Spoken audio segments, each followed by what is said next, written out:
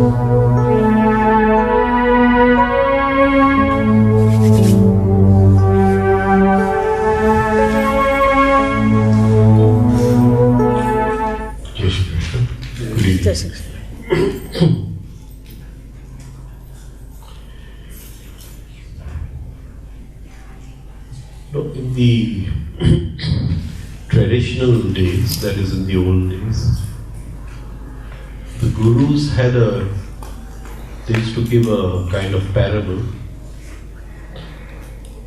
for us to understand our self-love. And through 4 different gurus, all of them use the same example. Let us try to see what this says. It's very simple. And they would always ask, what is man's place in the universe? What is man's place in the universe? On this planet Earth, what is man's place? Is he a small cell of the Earth? And in this solar system, what is the place of the Earth? It is one of the smallest planets. And what is the place of the solar system in the galaxy? Not even a speck. And in this universe, then where does man's self-love come? But they would teach us that you hold on to everything. You hold on to your reputation. You hold on to your name. Right? You say, I should be respected. And it says, in this universe, this is the place of your self-love. Let us try to see this in a different way. Supposing I'm looking out in the sky, what am I looking at? Supposing I'm looking at the stars, what am I looking at?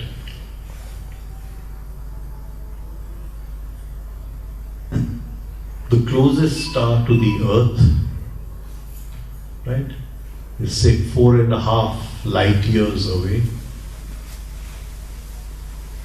So, when I'm looking at Sirius in the sky, Vyadhanotaro, when I'm looking at Sirius in the sky, what am I looking at?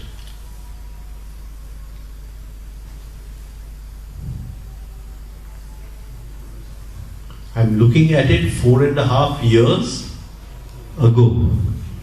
4.5 years ago. Right? And when I look further, I'm looking further and further into time. Thousands of years and millions of years into time.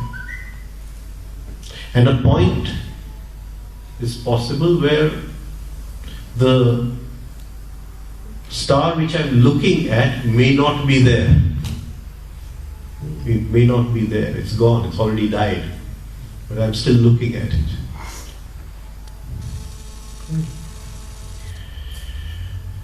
How does this relate to our self-love? How does this relate to our self-love? See, the old gurus did not have this what do you call it, this science of many eyes. Right? They try to say it in different ways, but they were not able to put it in a very scientific way, the way it has been taught to us. Right? So, but they still said the same thing. Right? So, what are they saying? I'm looking through the sky, I'm looking into time, maybe millions of years into time. The star may not be there. How does this relate to my self-love? How does this relate to myself?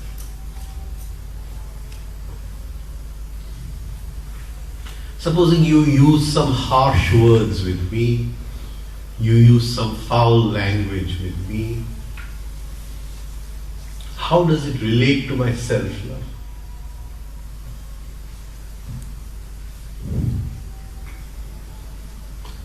Supposing I react on you, but the I which has said those words to me, by the time I react, it may not be there. It may not be there. So the person to whom I'm supposed to react, that person has changed. The I is no longer there. Where am I going to look for that I? It's gone. So each moment, we are a multitude of eyes and we are meeting a multitude of eyes. Each moment. There is not even this much time. Somebody says you've got a nice shirt. By the time we say thank you, that eye is gone. That eye is gone. But we live in this illusory world that we are talking to the same person.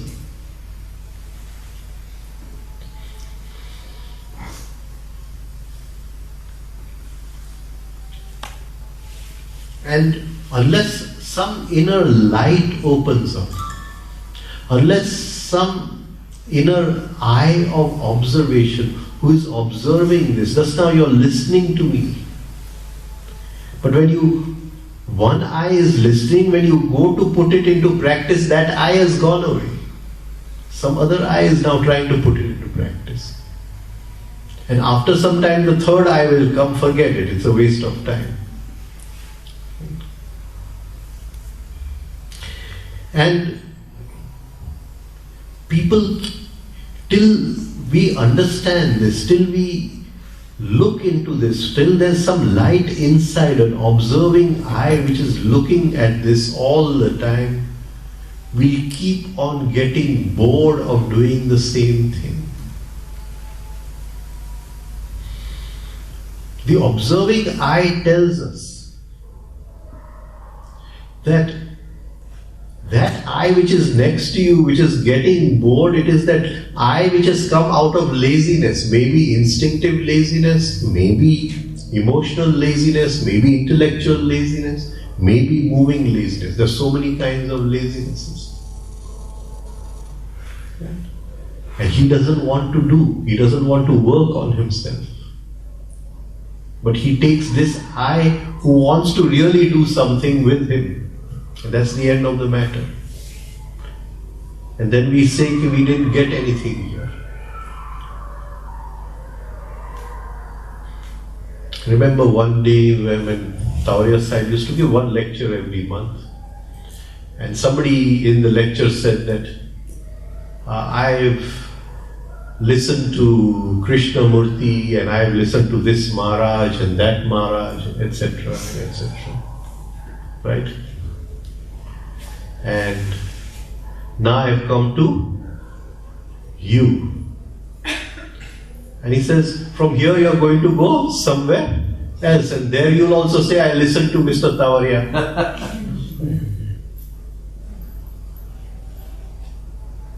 People come and tell me that, oh, I listened to this person and that Swami and this. And they are saying the same thing as you. And they've not listened to anything. They've not listened to anything.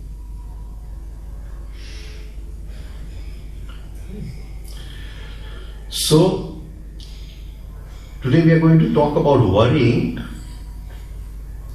one aspect of worrying is making of decisions. And I'm going to take that first, then I'll go into worry.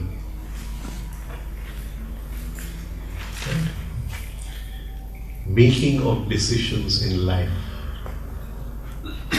Now, in the old days, we used to have those, what do you call, slot machines. You don't know whether you get them now, right?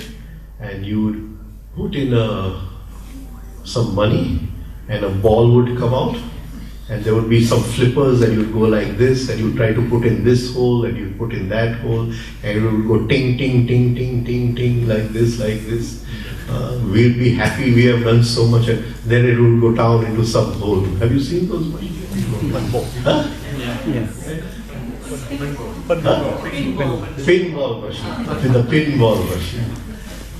Right. In the stock market, we have a pinball pattern. It's a very powerful pattern. Right. Pinball machine. I want to ask you a question. Those who have played on these machines know that once the ball comes out, is it already decided where the ball goes, or do we feel that we push the ball where it is supposed to go? Or is it already decided? Has the machine already decided? Huh? The machine has already decided. But we live under the illusion that we are pushing the ball here and we are pushing the ball here. Right.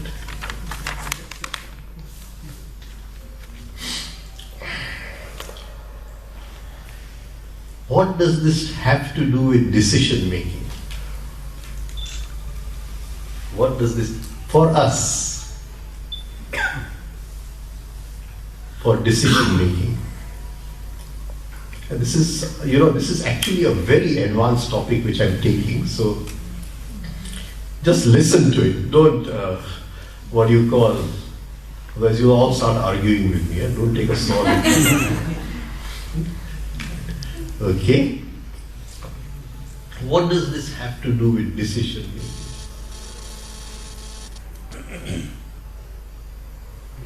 Deciding and controlling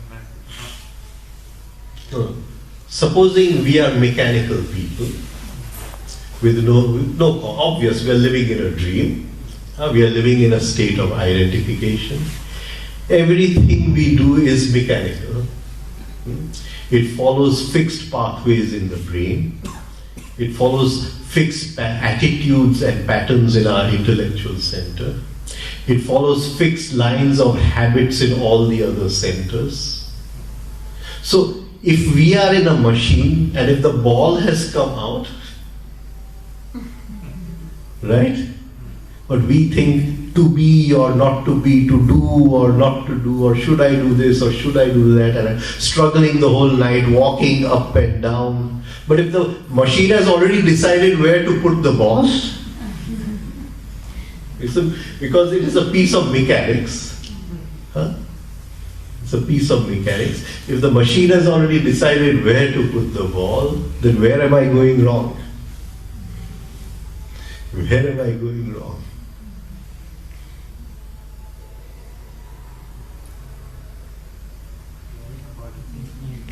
Huh? Let's again talk about self-observation. Supposing I'm observing the intellectual center and the emotional center, and the ball has come in. The ball is the problem, right? It has come in out of that socket, right? And the intellectual center is playing the flipper, pushing the ball there, pushing the ball there, and the noise is going on inside, ting ting, all the eyes are going on, right? Huh? Now, if I'm observing the emotional center, what will I see? What will I see? You won't be an autopilot reacting. The emotional center already knows in which Direction is going. Yeah, which, what do you call, knows. The intellectual center feels okay, should I do it, should I not, should I ask his opinion, should I ask this person's opinion, Right? So, just now the decision is being made by a machine. And if the machine is making the decision, then everything is fixed, programmed. Everything is fixed. But we still have this thing that I made the decision out of my free will. We live under that illusion. I made the decision out of my free will. Now, supposing there is an observing eye, let's not yet go to observing. Let us go one step before that. The observing eye. Supposing I'm looking at you, and the monkey is chattering inside, and the monkey now calms down a little, 50% calms down, and I'm looking at you. Is there a difference in both these perceptions? Is there a difference in both these perceptions? Yes. There has to be, because here the noise inside, right, is so much. But if the noise has calmed down and I'm looking at you, definitely it's a different way of looking. Simple thing, right? So if I practice rhythmic breathing over a long time and the monkey has calmed down a little and I'm looking at you, the intensity, my level of perception changes. Now, all our information, all our knowledge which we gather about a problem on which we have to take a decision, right? It comes from the five senses. It comes from outside. It is based upon that I make a decision. Right? Now, supposing there is observing eye inside, so I have one more sense which is giving me now inner information, inner knowledge. Will it change the quality of my decision? Will it change the quality of my decision? How will it change the quality of my decision?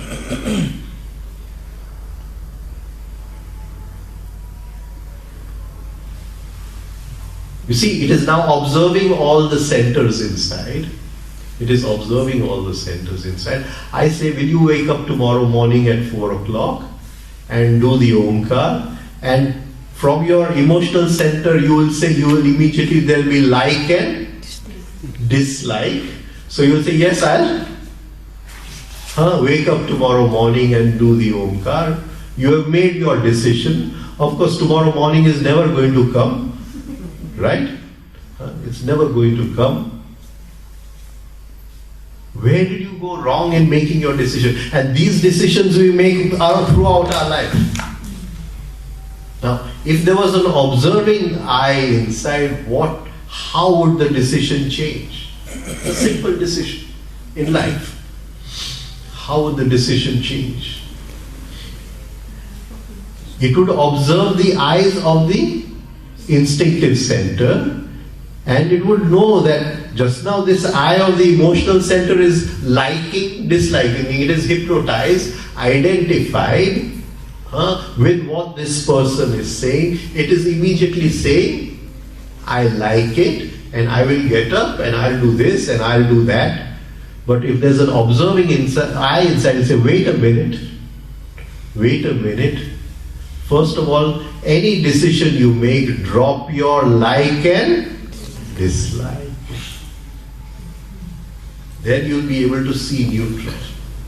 Because the minute we make a decision out of like and dislike, we are hypnotized, identified. So it will say, drop your like and dislike. Look at the instinctive center. You're sleeping at 4 o'clock in the morning. It's cold. You're covered in your bed sheets, right? Blanket. At that time, definitely you're not going to listen to that I. So we keep on taking decisions which we cannot keep. We keep on making decisions which we cannot keep. And this is because all our knowledge comes from the wrong place. That does not mean it is wrong knowledge. It is needed to make the decision, but we don't have something inside which is telling us every moment whether we are in a state of sleep or whether we are conscious. And any decision made in a state of sleep can only bring a greater state of sleep. Any decision made in negativity, any decision made in negativity, right? I bang my leg against the table twice, right? And the third time I say, okay, I don't want this table, right? And next day I'm going to put a glass somewhere and the glass falls and it breaks. So any decision made out of negativity, can it be right? Can it be right? So now we want to go into this. Now we have to make a decision and we are worrying about the decision. We are worrying about the decision.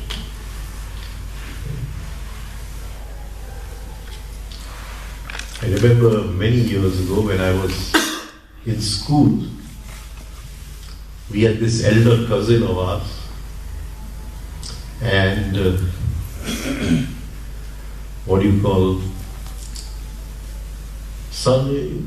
my uncle was one of the big families in Ahmedabad, very, very well-to-do, very famous, and his eldest son. And we used to always look up at him because he had studied in America in those days and all that. And what they call mango, the girls, this thing. So he must have seen more than 100 girls or God knows what in those days. Right? There was some fear in him of getting married, some fear in him of getting married. And so he would say no, and again he would say no. Then one this thing came, so all of us cousins, about 20, 25 of us got together and we said, we are going to force him to say yes. And so we got together. So all of us, we sat there and we forced him to say yes. And then we all went away. At 2 o'clock in the morning, I heard some noise. I went out of the room and I saw in the corridor, he was going up and down. Up and down. Did I make the right decision or did I make the wrong decision? Right? Of course, I was too young at that time to tell him that if you don't make it, it is also the wrong and right decision. If you make it also, it's the wrong and right decision. But you still have to make it. Anyway, worrying is a state of deep identification, deep hypnosis. In worrying, there is no consciousness. There is no consciousness. Any decision taken out of worrying, what can it give us?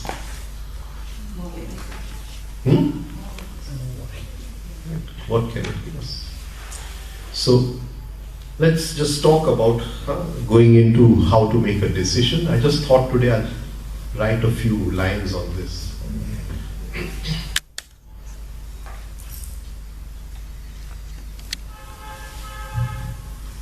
Now, if we can keep the emotional center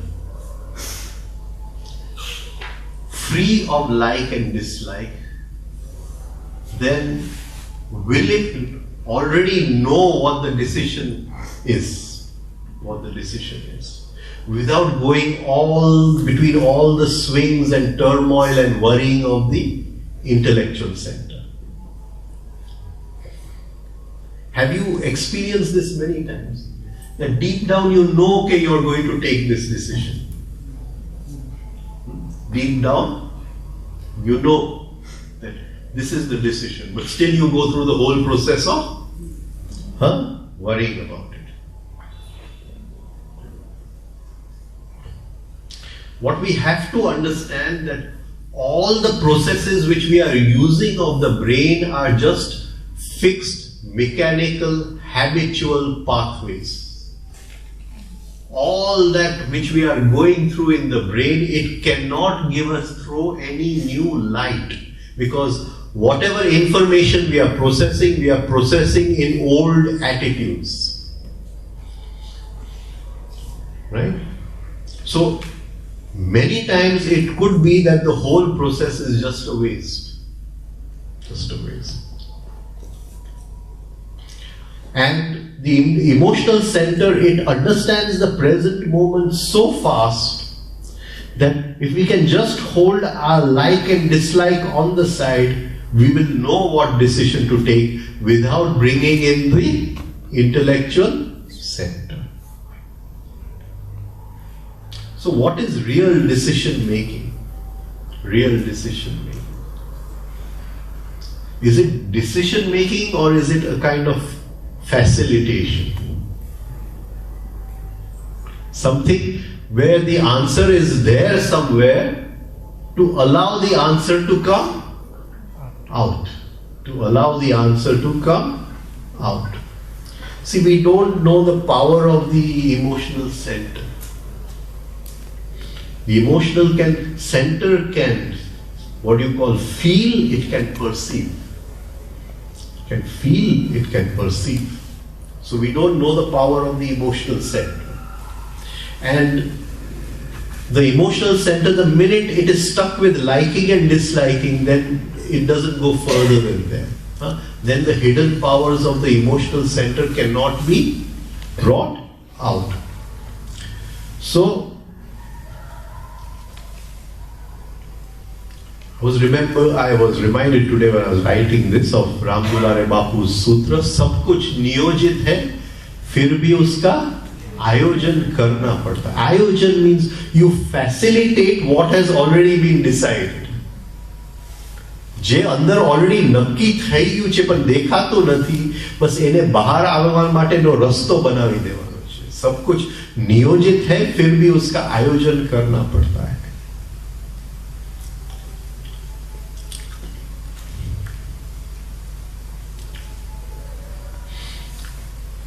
But the ego, it cannot accept anything without fuss and bothering about it. It has to make things complicated in life. Its very existence is on complication. Truth is so simple, and if in truth the ego cannot exist, right? So it has to make things. You have to worry, you have to think of the pros and the cons and this and that, and then you're more jumbled up than you were before.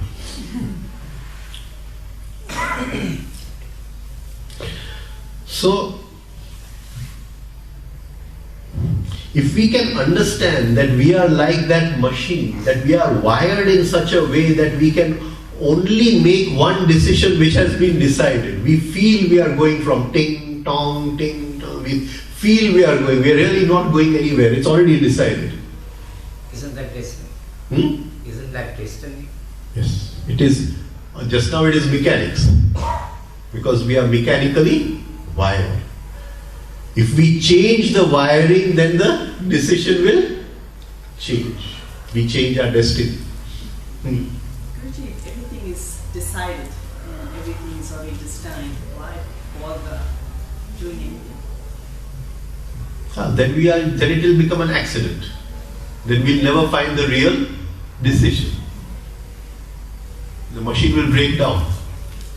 Right? So we are looking for an answer which is deep within us. And instead of worrying about the answer, we want to allow the answer to come out. So it is not how to make decisions, it is how to make less decisions. And just trying to recognize what is lying in our emotional center, and this can come through a process of self-observation. As we are observing our emotional eyes, we take the eyes which are connected with like and dislike and aggressiveness and put them on the side, and suddenly we know that this is the right decision. This is what has to be done. Now, as long as this is done in a very serious manner, it cannot be done because we are too tense. Right? The decision cannot be like Bhishma's Pratigya. So the attitude has to be a very playful attitude. A playful attitude. Right? Now this is very difficult. Why is it difficult? Because we feel all decisions are binding. Right? If we got married for life. Now you say have a playful attitude. It cannot work. It cannot work. So, but the attitude we may take in going to make a decision should be one of playing with different possibilities. Instead of swinging or letting the pendulum swing, try to just feel what different possibilities are in a playful attitude. Now, what else plays a very important thing in our, which will not be there if there is a playful attitude? Very important.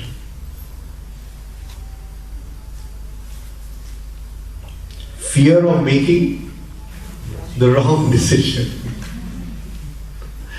Fear of making the wrong decision. Now, fear is again a state of identification which leads to worry. Right? So, if there is fear, then we cannot be playful. Right? If there is fear, then we'll be so stuck up inside.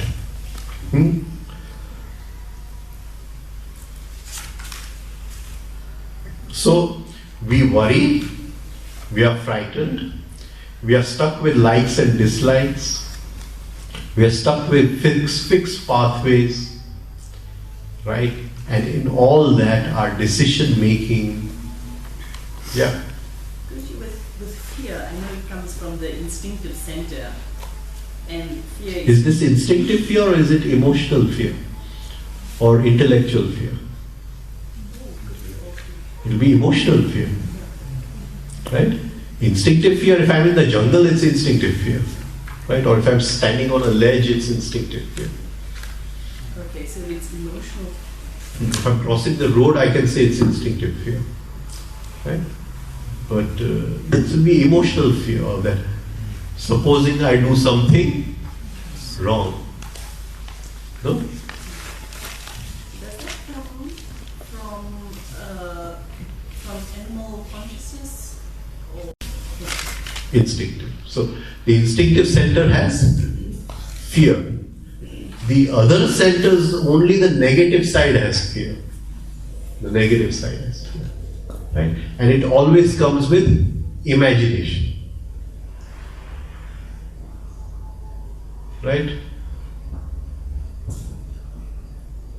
I was in America last year, and one boy came, so he says, both these girls are there.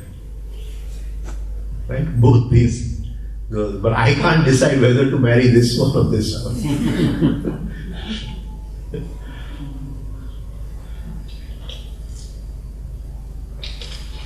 So then I said that this one looks a little cunning, isn't it? I didn't see the girls, of course I've seen the horoscope. So I said,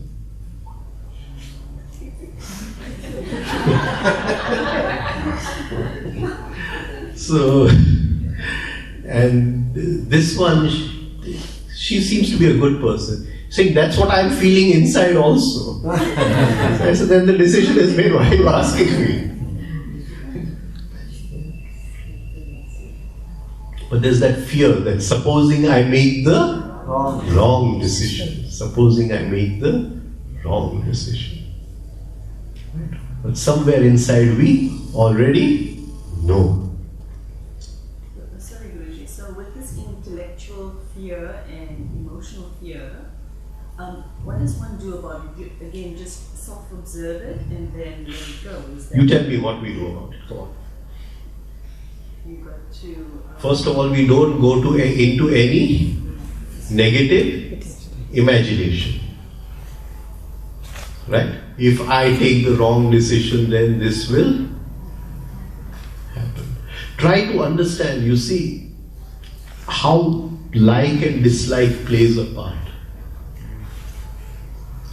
Suddenly, and I'm talking about normal life, I get a very good job of. So the pay is 25% more, or whatever I'm drawing just now, etc. and all that. So I immediately go for this offer. After 6 months, I realize that the people who I am working with, they are very mean people. And it would have been better if I had been in the old place. Can you see? But I made the decision out of my like and dislike. So, these liking and disliking eyes, they are the whole gang of them inside. Whole gang of them. And they just hypnotize us. Just hypnotize us.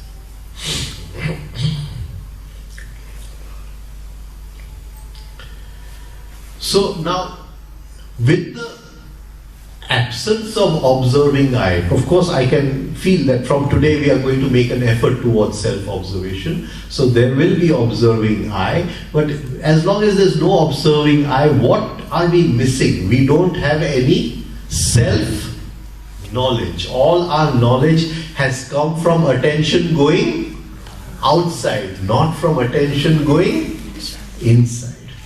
And it is on that knowledge that our decision is based.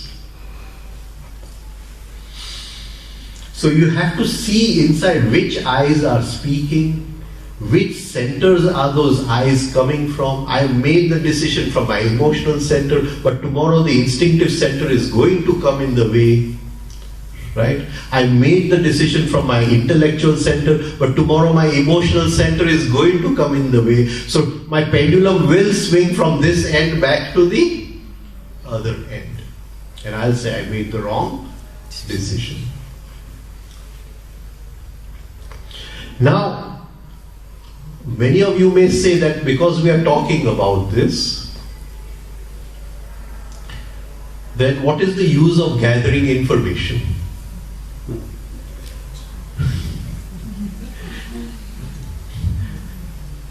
You have to gather the information. You have to gather the information. Many times when I'm talking, if I want to talk on a subject, I do see what other people have said on the same subject. I want to know. I want to know. Right? Of course, in the end, I try to say what has come from within, but I want to know what other people are saying on the subject. So do gather information. Now, what will happen in worrying? What will happen in worrying? What happened to my cousin walking up and down like this? You're observing inside, you will see a lot of eyes of the intellectual center and emotional center bring a state of paralysis. An inner state of paralysis. Right? So we must understand those eyes. Those eyes have come to spoil everything. Okay. Now what attitude will affect our decision making? What attitude will affect our decision making?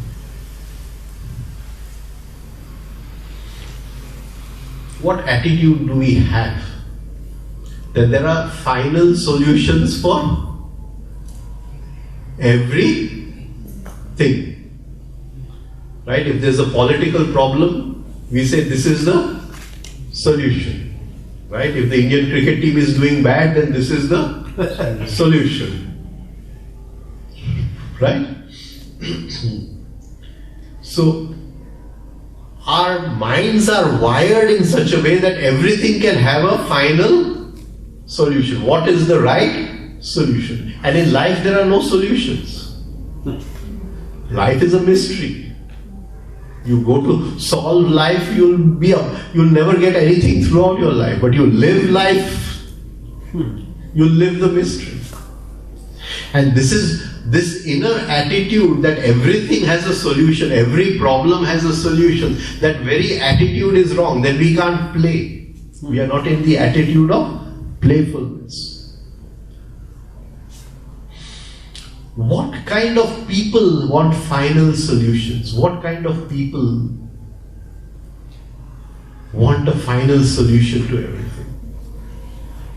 What kind of people would these people be? First of all, they would not be open to listening to anything else. They will not be open to listening to anything else.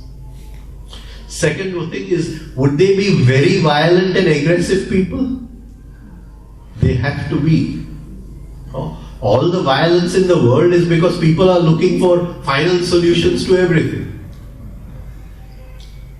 Right? Now, let us go a little further than that. What is this thing which we call I just now? What is this thing which we call I? Is it real I or is it an imaginary I?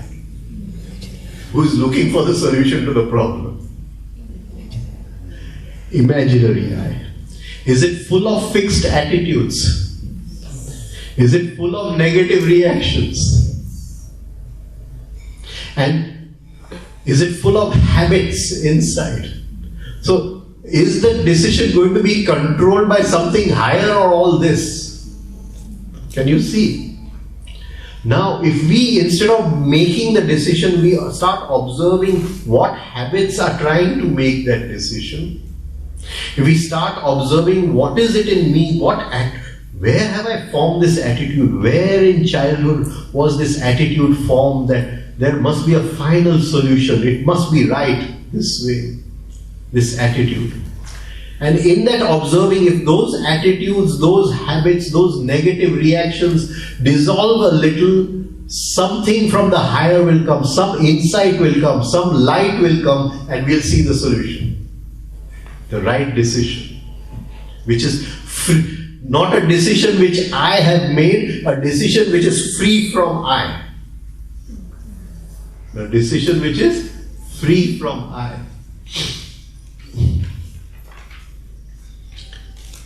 That is why self-observation is so important, so important. Because this I, what is it going to decide? It is a mass of habits and mechanical patterns. What can it decide? Can't decide anything. Did we talk about the pause last year or year before that? The pause. I think one more lecture I'll take on the pause. Because when we are observing inside, these mechanical patterns are trying to carry us away, it is the pause which helps us. I don't want to go with you. You're not my friend. I don't want to go with you. Right? So if we can understand this much, that in the state we cannot decide. We cannot decide. We need something much different to reach a different state to really decide something. And that is through observing I inside. Right? So I just want, because I was taking up worrying, I thought I'll write a few lines today on decision making. Right? Yeah. Sorry, Guruji. Attitudes are formed in childhood. Right. That's what you say. And if you, like in psychology, they say if you go back to childhood, it's normally the mother or the father complex. And if you recognize that, then how do you take it further? No, you have to see the attitude. That how fast it comes on. How fast it comes on. And it can come in any way. Right? Supposing all of us are talking and you don't accept my solution to the problem, and I feel hurt. What is feeling hurt? My self-love. My self-love is feeling hurt. Why is it feeling hurt? Because the deepest attitude is I am always right. I am always right. Right? And we want to transform that attitude into an attitude of helplessness. That I am helpless, I cannot decide. Now, can I come to an inner stillness where the decision, where it is lying within me, comes to the surface? Can you get what I'm trying to say? That is the real thing. Right? So, okay, now the English word worrying. What does it mean? What does it mean? The English word worrying, what does it mean? Not the present day dictionary meaning, but from where the word has come.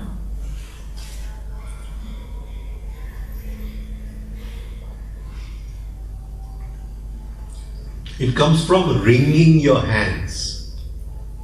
Wringing your hands. Right? So when I'm in a state of worry, I wring my hands. And the meaning of the word wring may be to choke. Right? To sort of, you wring your clothes, what do you call? Nicho. Nicho. You wring your clothes and then you hang them to dry. Right? So it is from there that the word worrying comes. To choke oneself, to wring oneself, potani jaatne nicho hi rakho. Right? To worry. To worry. It is after self-pity, it is the deepest form of identification. It is the greatest sin after self-pity. Self-pity is the lowest sin. Next comes worry. Next comes worry.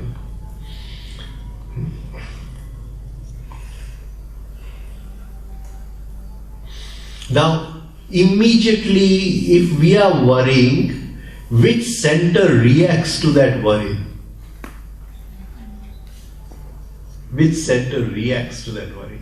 In the emotional center, we are in a state of negative imagination. This will happen and that will happen. I talked about wringing the hands. Which center?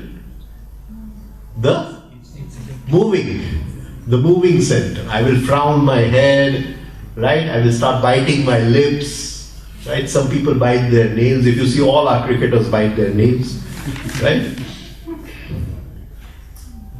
They're not playing, they're worrying. Not playing. And the good cricketers. I don't know if you observe Sachin Tendulkar, but whenever I used to see him, he's always biting his nails. Always biting. This was the state. They're not playing.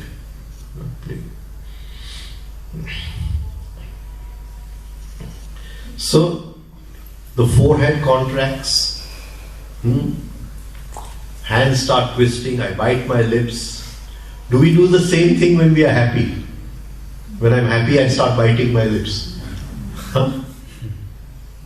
No. Definitely the, the negative imagination in the emotional center has a direct result with the moving center. Where is this most used? Our friend over here. Where is it most used? Justify. Huh? Justify. No, where? If I'm very good at observing this, where do I make my money?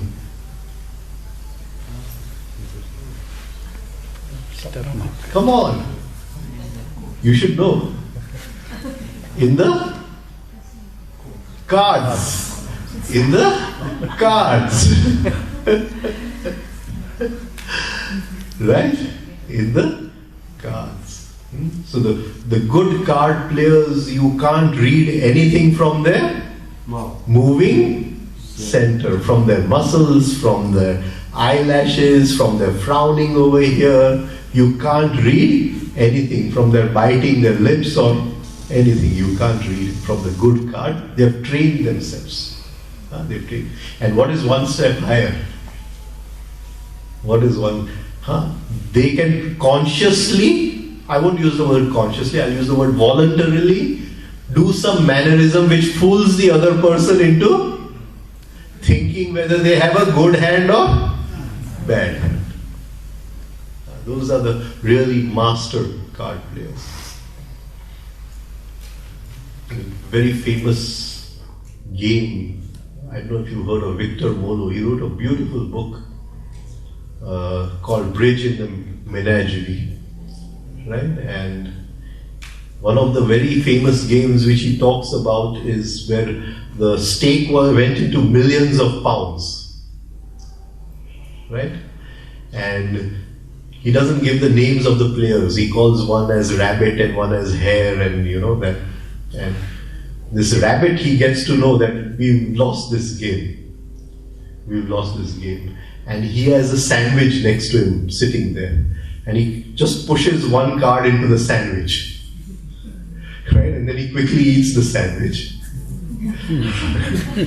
And so when the game was in the last hand of the game, they found they were one card short. So the whole game was cancelled. Right? That was a lovely book which he had written. So all negative states, fear, worry, anxiety, depression, they are immediately represented by tenseness in the muscles. Maybe our stance stoops down a little. Sometimes there is not tenseness in the muscles, but there is weakness in the muscles. I can't do anything, right? And I won't say positive states, but non-negative states. There's expansion, we stand up straight. Right? So where does the key come to stop worrying? Where is the key to stop worrying? To be free of worrying, where is the key? Which center does it lie with? The moving center. We control the emotional center through the moving center. Right? When we are doing rhythmic breathing, even though breath is instinctive, but when we are controlling breath, we are controlling through the moving center. Moving center. We are trying to approach the emotional center through the moving center. I cannot suppress the emotional center directly. But if I work through the moving center, I can start controlling the emotional center. Where do we see this? Where do we see this? Of course, it is done all very mechanically, but still it is something worth observing. When we go to schools of acting, right? So then the teacher will immediately tell that student anger, and he has to get into a state of anger, and then he'll say start crying immediately. Next moment he has to get into a state of crying, and next moment he'll say pride, he has to get into a state of pride, and he has to go through these movements very, very fast. Right? If we can learn to control the moving center, slowly we bring a control over the emotional center. This is the best way to do it. Best way to do it. All other ways are not proper ways. People do it through other ways, but it's not proper ways. So, supposing when I'm angry, I clench my fists. Can I tighten my fists and relax my fists so that anger is controlled, it does not come. Or at the time of anger, I start becoming conscious. Can you see the relationship? The relationship. Right? If in a state of worrying, my breath is choking me, right? I'm feeling choked in a state of worry. Can I practice breathing in rhythm so that I control my worry? It is so simple. It is so simple. We cannot directly work with the emotional center, but every manifestation in the emotional center has a representative in the moving center. So through the moving center, we work with the emotional center. Can you see that my boss tells me something? I suppress the anger. Where is the anger suppressed? In my muscles. In my muscles. I go back to my office and I relax every muscle. The anger is not suppressed any. I'm not holding on to it. It's such a simple technique. That is why Yoga Nidra is very, very important. Very important. Relaxing the body. Relax the body before going to sleep at night. Relax the body on waking up in the morning. Relax the muscles. Because it is these muscles which are holding on to emotional tension.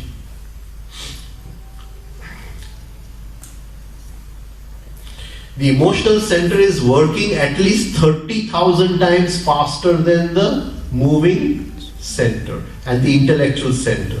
So, we cannot approach it through the intellectual center. Oh, I know that I am angry. People come and say, I know that I am angry.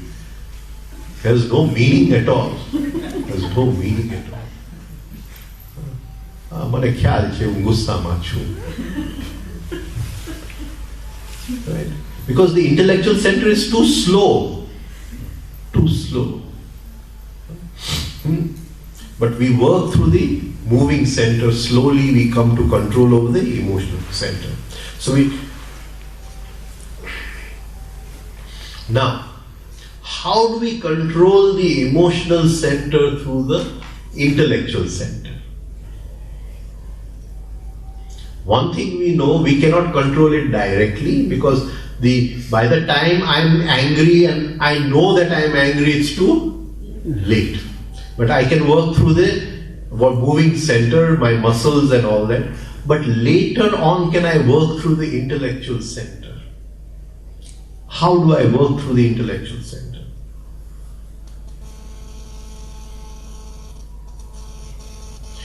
This anger which comes in the emotional, is it going to give a whole stream of thoughts in the intellectual center? I cannot work on the anger, but can I work on the thoughts? Can I work on the thoughts? Can I pause the thoughts? Okay, till here I allow you to think, I'm not allowing you to think further. You're angry, that's okay. Hold the anger, but don't allow the thoughts to go further. So from the moving center, I'm moving through my muscles, relaxing my muscles, Yoga Nidra, relaxing the body, tensing and relaxing the muscles. From the intellectual center, I'm bringing a sort of will over my thinking, my thoughts. I know I cannot control the emotion, but when I'm moving through two directions at the same time, over a period of time, I'll be observing the emotion. I'll separate from the emotional center. And this is the way to do it. Right? So you move through the intellectual center, you move through the moving center.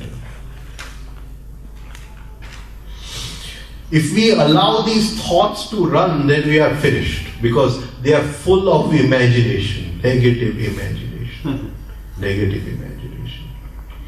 They don't see anything in scale, everything is identification. If he gets angry, all the thoughts which come are negative about him. Not a single thought will, put him in some scale that what a good husband he is, what a good father he is. Those thoughts are not going to come. Right? So we have to pause those thoughts. Now, like I said yesterday, I'm going to repeat that. over a long period of observation, we will come to realize that worrying is nothing but a form of self-love. It is always I. It is always I. Maru Sut Hase. It is always I. What will happen to poor old me? What will happen to poor old me? Right? Our son has come to ask for some money to start his business. If I give it to him, what will happen to poor old me? Worrying. Right? So, but just now it's very difficult. It is very difficult to really accept this fact that worrying is a part of self-love. But later, as we observe our worrying, we observe our negative states, we'll suddenly realize that in the middle of all that worrying, it is I. It is this I which is being fed. It is this I which is being, excited through the state of worrying. Not only that, like I said many times, what my guru used to say, the detachment center takes the state, wears the clothes of the attachment center, wears the clothes of the detachment center. And many people feel great merit in worrying.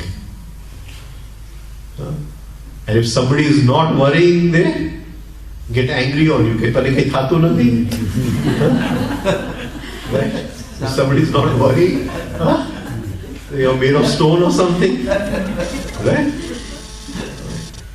There's so much merits. As if I'm such a good person, I am worrying.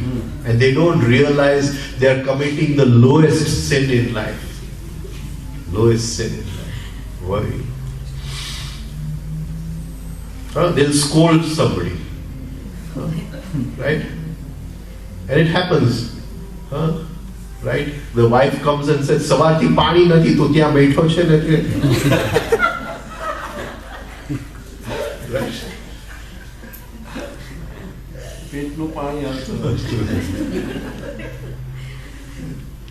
People feel there's merit in worrying. So good. But it is an illness. It is a negative illness. And once we have become a worrying machine, then nothing can cure us. Then it's finished. It's a continuous loss of energy. Worrying. Every moment we are losing energy. Worrying people are exhausted people. Can you see the word worrying? We are tearing, twisting, strangling ourselves only every moment. The word worrying. And all this eyes inside like a fish market, they are telling us this should be done, that should be done, right? Shouting out inside. Please do not start worrying early in the morning. Be very careful. Be very careful. That can only invite terrible events in the rest of the day. Say no to these thoughts. Say no. Right? If bad people come to you and say, come on, let's go out and enjoy the whole night somewhere, you will say no to them. But I'm not interested. Right? But why don't you say no to your thoughts? Say no to them. Okay, I'm not interested. Say all these eyes are there, they are cooking their food inside. Right? Just say no to them. And they're all connected with thoughts of revenge, thoughts of debt, where somebody owes me something. Right? I'm very worried whether he's going to pay up or not pay.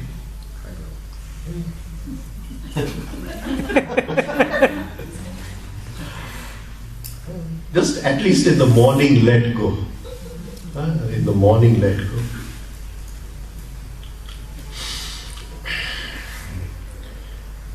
The real magic in life, if you really want to experience it, be free, work on one negative state and be free. That is real magic in life, real freedom in life, right? So this is just a little bit about worrying. જ્યારે ખબર નહીં પડે એવા બધા વલીકરણમાં મળશે કાં શું કહે આજે ગુજરાતીમાં આવ્યું ને તમે બોલ્યા નહીં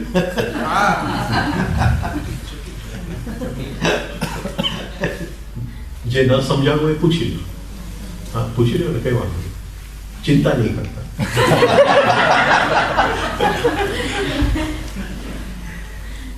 આટલું મૂવિંગ સેન્ટરનું સમજાયું ઇન્ટેલેક્ચ્યુઅલ સેન્ટર કે અહીંયા વિચાર આવે છે અહીંયા મને જે ચિંતા અહીંયા થાય છે એના એકો એક ચિંતાની અસર મારા મૂવિંગ સેન્ટરમાં થાય છે એ પણ ખ્યાલમાં આવ્યું એટલે મૂવિંગ સેન્ટર જેટલું હું રિલેક્સ કરીશ એટલું ત્યાં એની અસર પડશે અહીંયા વિચારોને જેટલું હું ના પાડી દઈશ એટલું ત્યાં અસર કરશે એટલું પકડાઈ ગયું મોસ્ટ ઇમ્પોર્ટન્ટ આ છે do sit down like we just now went through that process, relax the head, relax the hands, do sit down in the day sometimes and just relax everything. Relax everything. I was reading some things about sleep recently, and now so many of the sleep scientists are saying that till now there was a perception that you should sleep 6-7 hours continuously, but they say even if you sleep 3-4 hours in the night it is enough. What you need to do is that have 2 20-minute sessions in the day where you take a short nap. And so if you've slept 3-4 hours in the night and 2 20-minute sessions in the day, then it is you're much more fresh than sleeping 6-7 hours continuously. And just think about it, that I take out a 20-minute session in the day where I relax each part. I go into this beautiful state, if I have not eaten on the right side, and I just observe my thoughts, where they are coming from, which eyes are speaking inside of me. Right? I can do it on my office chair, wherever. And it will change so many things, because if the muscles are relaxed it will be difficult to go into a negative state. If the muscles are relaxed, how can I get into a reaction? Right? The muscles have to be tense. So you can practice this for some time in the day, take off a few minutes, do this. Right? Any questions? Anyone?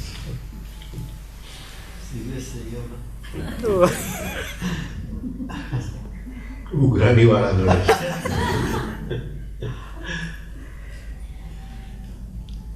You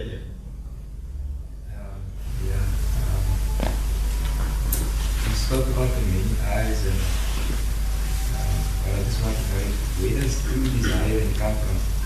There is? Where does true desire come from?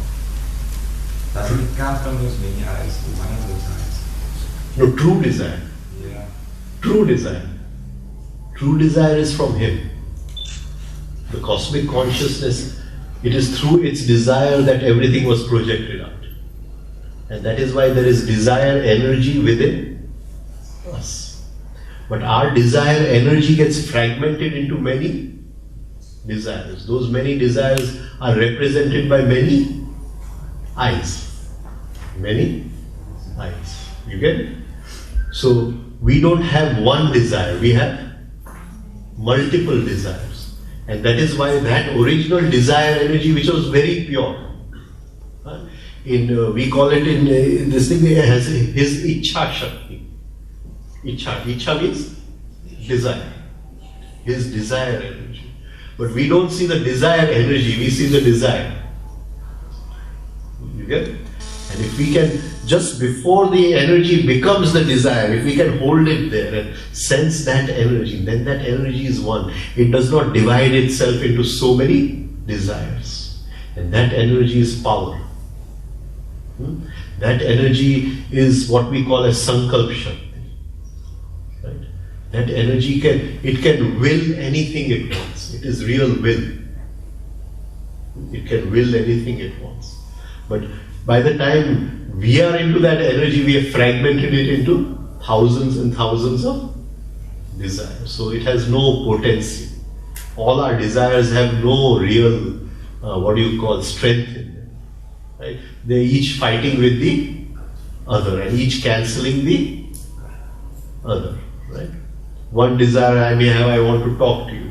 Another desire, I want to go for the movie. Now they're fighting with each other. Right? Whichever desire wins, I'll do it. So this is the state. We have multiple desires. But behind desire is desire energy. And desire energy is divine.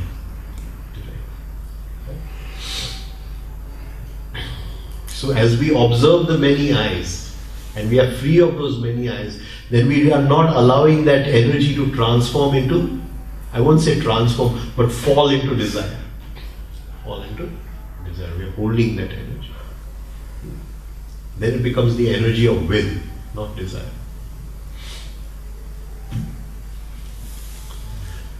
Right? Yeah. No, earlier you had said when making a decision, you should veer away from negative emotions. But surely you would need that to weigh up the risk of the decision you're going to take. Yeah, but don't get into negative imagination. No, but I mean, if you don't imagine a negative scenario, then you can never alleviate that risk completely. No, you can visualize the negative side, right? But don't allow yourself to go into a trip of thoughts on the negative side. Try to see the difference between the two. Here you're voluntarily or consciously visualizing, okay, this can happen, and that's the end of it. But if this happens, what will I do? Now you've gone on the wrong trip. No, but isn't that all part of contingency planning or contingency decision making? Right? So you visualize if this happens, then next is this. You negative imagine, then this will happen to me and this will happen to me. Then you've lost everything. No, but okay, even with the visualization, surely then you would lose the inner insight that you would get. Yeah. Use it. Supposing I want to go somewhere, I plan my trip. Right? And I plan it and I say, if it doesn't work out, then okay, this, that's the end of the matter. But once I plan my trip, I don't say when I am there, I will do this, and when I am there, I will do this. Right? But surely you need to plan, I mean, in your example, wherever you're going, you would want to make the best most of the time. So plan it all out. But in your imagination, you will say, okay, I will go there and I'll enjoy this and that. And if you see most of the things, wherever you have daydreamed all this, you never enjoy it. If you see in most cases, if you really observed, supposing you've planned a holiday, and then you've daydreamed about that holiday 100 times, then that holiday will not give you the same thing unless it's fresh. You understand what I'm trying to tell you? It won't give you the same happiness.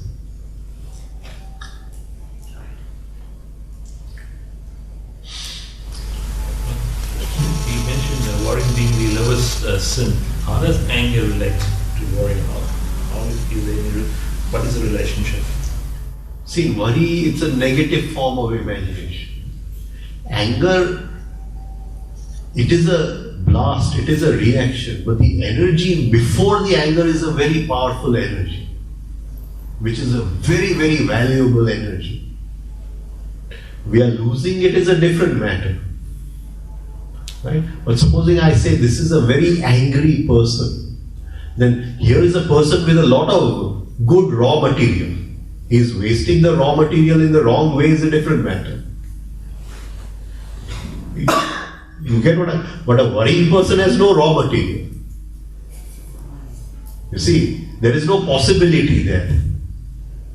He is a person with no possibilities. That is why it is at the lower end of the ladder. A person with anger, if he understands, he transforms that anger and move up very fast. Because that is very powerful energy. You get what I'm trying to say?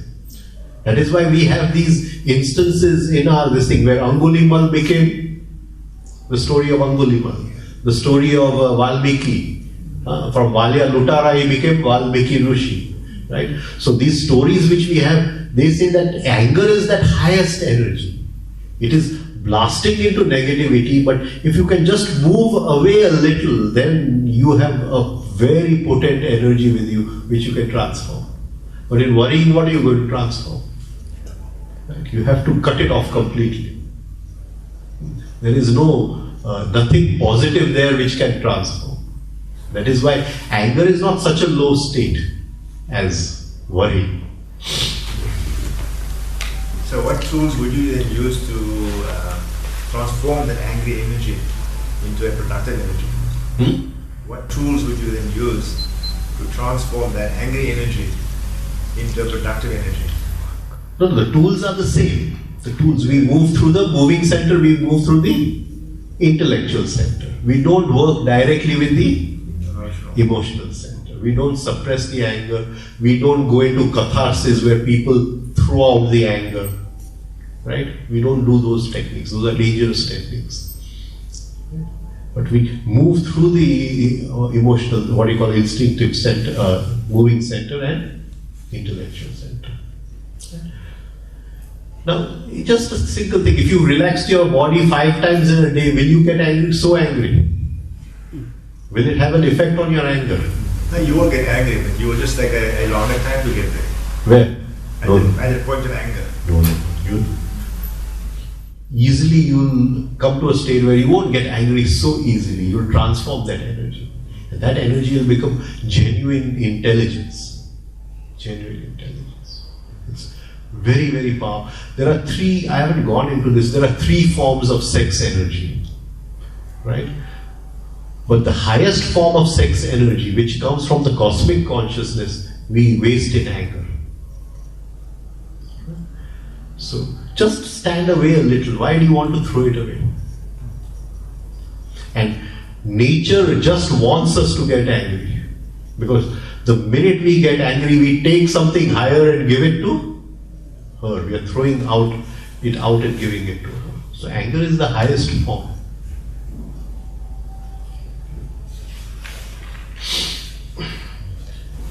The doctrine of many eyes. We've spoken about the negative eyes, but I just want to be clear, are there no positive or good work eyes? I have to come to that. The Pandavas are the work eyes. The Kauravas are the life eyes. So there are 2 types of eyes, the work eyes and the life eyes. The work eyes have to be created. The work eyes have to be created. Now supposing he says that I'm getting angry. Can I create a work eye for my anger? You understand what I'm trying to say? Okay? So I try to create a memory inside that whenever I am angry, I'll tense and relax my fists. I'll tense and relax my teeth. Now that is a work eye. That is a work eye. But I have to remember it in the time of the battle. Otherwise, like Karna, I'll forget. Right? So I have to remember it in the time of battle. So at the right moment I remember, I see irritation coming, it's going to become anger. I start tensing, relaxing, tensing. And the anger calms down a little. I can separate, I can observe the anger. And in that observation of anger, the anger goes away and the energy remains. The very powerful energy remains.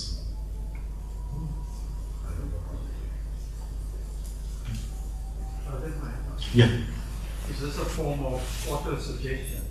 No, auto-suggestion is thinking center. It's not auto-suggestion. You're creating a new habit inside to break the old habit, to break the old habit. Right? So the Pandavas went for 12 years in the Vanvas. They were creating new habits. New habits. So they had to fight the war. Arjun went to Swarga to get the divine weapons, right? So 5-6 years he went to Swarga to get the divine weapons. So you create new habits. And these are small things, like you say your grace before eating the food. You say your grace. Why do you say your grace before eating the food? You're pausing. You're pausing. You're pausing because hunger is an animal instinct. Hunger is and if you become hypnotized by that hunger, then you'll just attack the food. It has nothing to do with the divine. We're taking God's name and this and that. It has nothing to do with it. You have to pause over there. You see which eyes are coming out of the instinctive center. How they are attacking the food. These patterns have come from the animal world. They have thousands of years of evolution behind them. You understand? So suddenly, by just saying that is creating a work eye. You're creating a new technique to help you. Otherwise, you'll start eating your food mechanically. It's as simple as that. We don't want to eat our food mechanically, so we say the grace before eating the food. But then now the grace has become a habit, right? A new mechanical habit. So then it loses its work, I think. And then we remain under the illusion that we've done something good. And those who are not saying grace, they're definitely very bad people. Right? Right? Now the whole thing has gone in the wrong direction. But it's a beautiful time because all these instinctive eyes are coming out. They're hungry. They're going to be hypnotized by the food. And you pause over there. That's similar to we old people, calling them old, but the previous generation and people beyond that had this habit of saying prayers to every new thing they did. For example, getting up in the morning, they would have a prayer. That's the same thing, pausing so the negative eyes don't take control of me, the worrying eyes don't take control of me. Right? But now the prayers are said through desire. Oh, if I take the name of Lakshmi today, definitely the fellow who has taken away all my money is going to come back and give it to me. So in the morning I'll take the name of Lakshmi. Right? And the student will take the name of Saraswati. Maybe I'll get better marks today. They've reduced something which was very high into something which is just a what you call offshoot of their desire. Offshoot of their desire. And it cannot work that way. How can it work?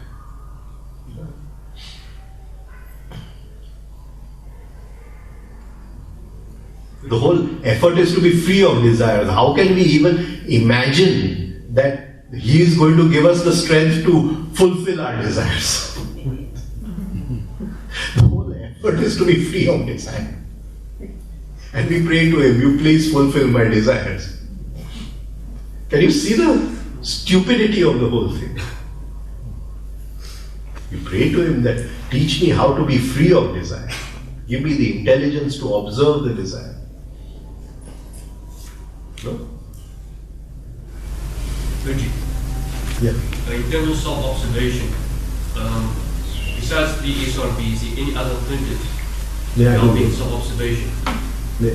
So in terms of on the road of self-observation, besides the S or B, are there any other alternatives besides that?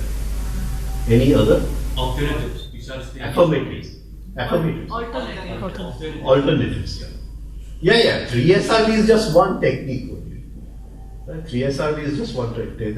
There are many ways, right? What I'll do is on one day I'll just collect a few techniques and put them. Right? But there are many ways. These are all called work eyes.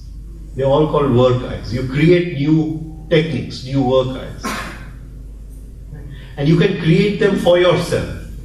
I remember I used to create small techniques. So supposing I suddenly realize I'm walking from here to that door, I would observe inside. Not a single thought. Right? But if a thought comes before that, then I'll come back. Now this is a technique. You don't need 3SRV. It just come. You don't even need any book for this. It will just come from your inner intelligence. No? And it's your own. It's your own. 3SRV is something general because breath and this is related.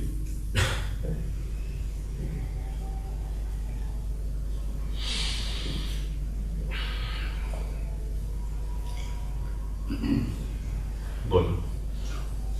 Stop over here. Yeah, thank you. Jai Shri Krishna.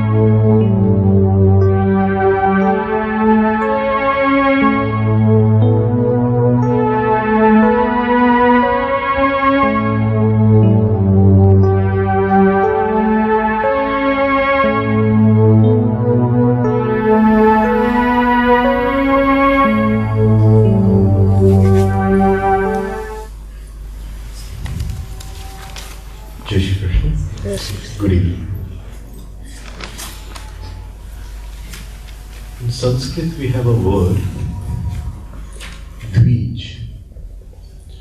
Dvij means the person who is twice born.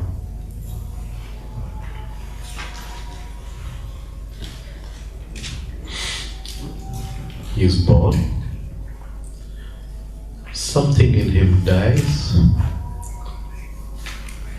and there is a new birth.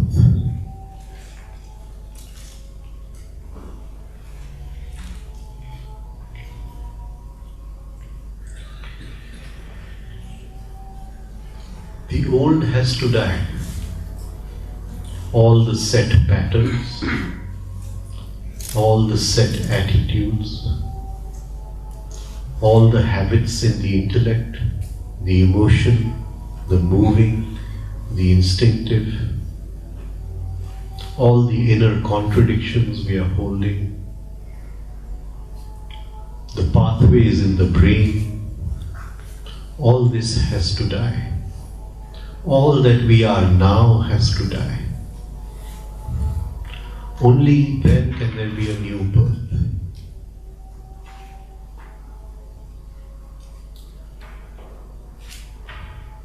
That is why many gurus say, I'm teaching you how to die.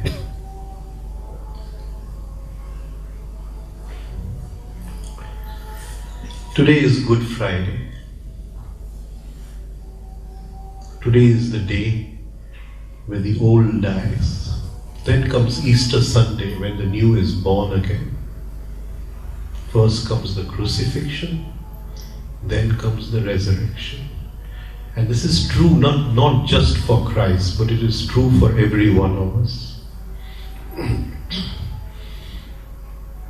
There must be a new resurrection. A new attitude to life, a new way of thinking. But we hold on to the old. We don't want to let it go. It's very difficult. We are frightened. If the old goes, then will the new come or not? More than fear of death of the body, we are more frightened of death of the ego. And the ego has to die.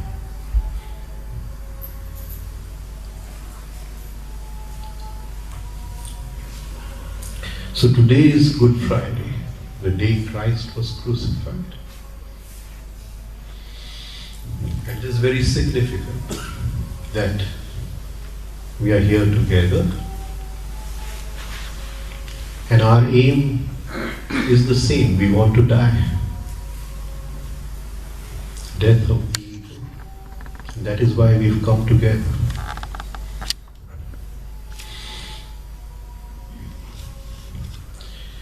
They say Easter is a very old festival. It was there before Christ also. In ancient esoteric literature, they say the vernal equinox, March 21st. They say the universe was born on that day. That is the day of birth, the new birth. New energies. The sun is moving into the house of Eris.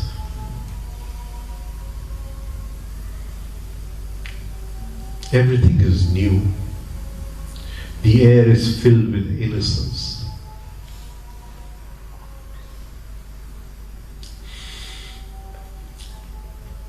So, it was significant of new birth, the old dying, and Easter comes from the word Astarte. Astarte was a Babylonian goddess of fertility.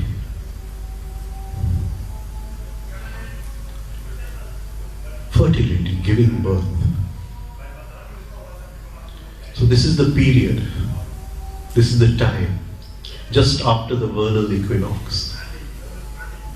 Then, for these few months, especially till July 14th, if we make an extra effort, then a seed which is in all of us, something can come out of that seed. That seed can sprout a new consciousness. We've lived a life without consciousness, a life of hypnosis, a life of deep psychological sleep. So it's a good time that we are together. Maybe we'll make some extra effort. And the key to everything is self-observation. Nothing is possible without that. So Easter, the time of the new is being born. Today, we're going to talk about a new way of thinking in connection with yesterday. Hearing,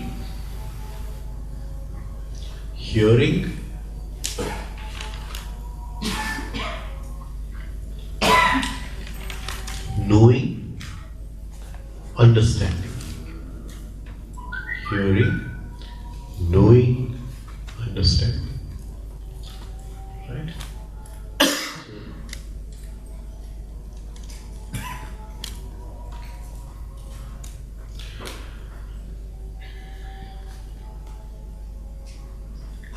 Now, when we hear something and say that we know it, what does it mean? What does it mean? What does it mean? Does it mean we have understood it? Does it mean we have understood it? What is the difference?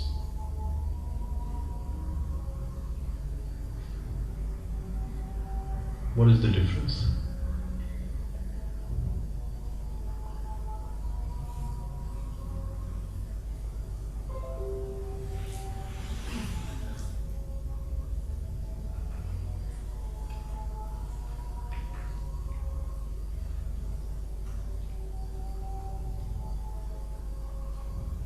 What is the difference? Hearing and knowing is when you associate it with some past experience. Hearing, knowing, understanding. Yeah.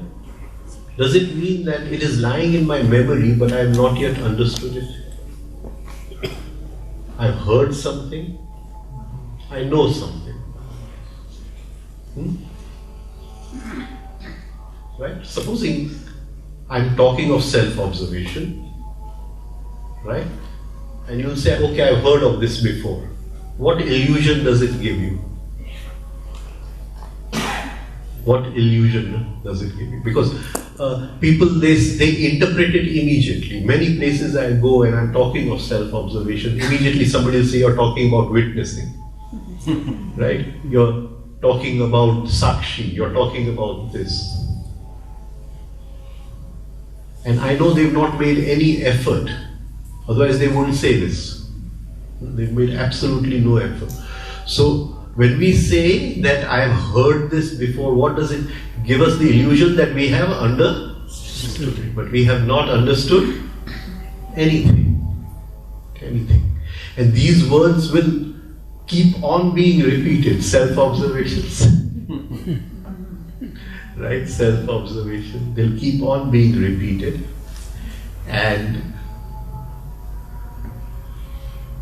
right? So you can't say I've heard it before. I've heard it before. So say when we were learning to ride a bicycle and we've not yet learned and somebody says keep your balance, keep your balance. We don't say I've heard it before. Right? We don't say I've heard it before. So in the same way, self-observation.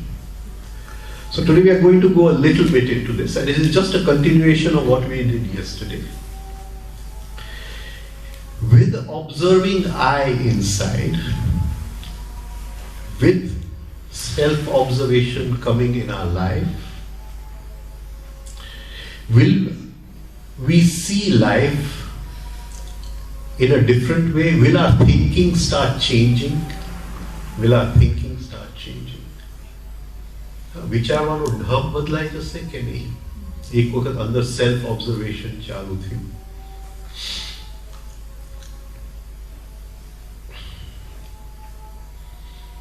Now people, they say we know it and then they don't listen.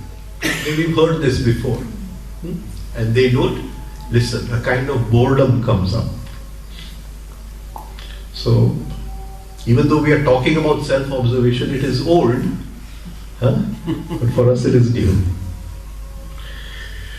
Now what is the first thing we come to when we try to observe ourselves? What is the first thing? We always forget to observe. We always forget to observe, to make that effort. That is why you've got to keep this alarm in the morning and take out those few minutes in the morning, in the afternoon, in the evening, where you're making that effort towards double-arrowed attention and trying to observe, even for a few seconds.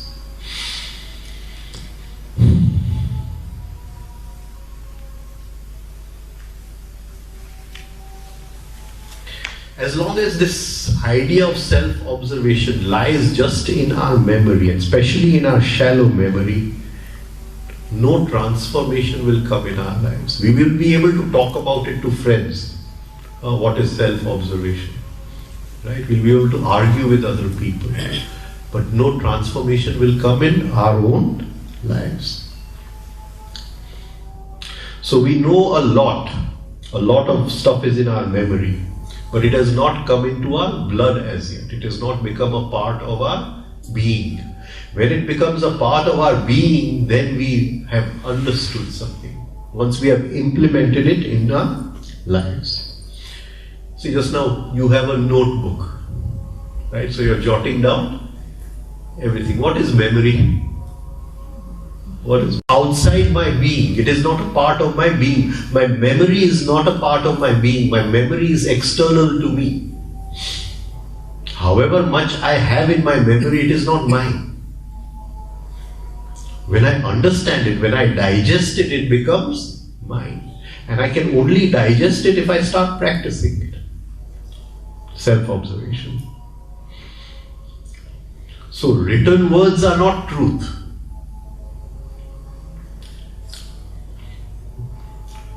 Okay, now last year we studied the centers and we said all our thinking comes from which part of the intellectual center? All our thinking comes from the mechanical part of the intellectual center. What was it called? The Jack of Diamonds. The Jack of Diamonds. એટલે આપણું બધું જે વિચારનું ઢબ છે એ યાંત્રિક છે. Right? Now what was the main feature of this part, this mechanical part of the thinking center? What was its main characteristic? Its main attribute? What feature? What was its main feature?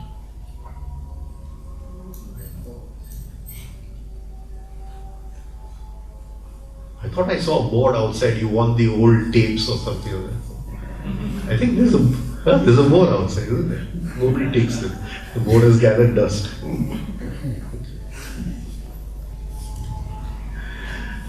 Right? There's no directed attention. Pardon? There's no directed attention. There's no directed attention. But what is the basic quality of our normal thinking? It is always in yes or no. Yes or no. You please give me an answer. Either yes or no. And if I say for 2 days yes and after that no, you say he's gone mad. Right?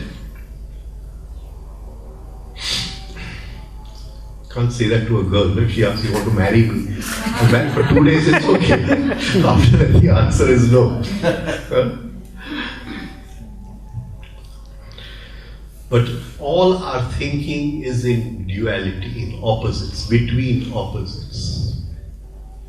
We don't know how to think beyond opposites. And this is typical of the mechanical part of the intellectual center.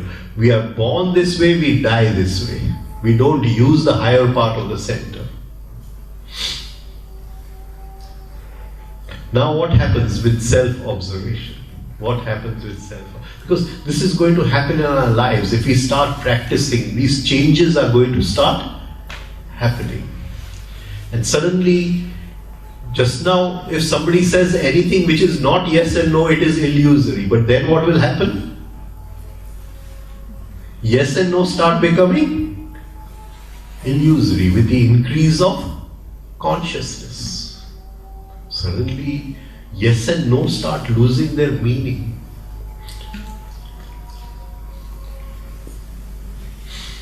As long as we are identified in life, we are identified with one extreme of the pendulum, either yes or no, either for or against. This is the lowest form of thinking. It's the lowest form of thinking. We divide everything in life. Right?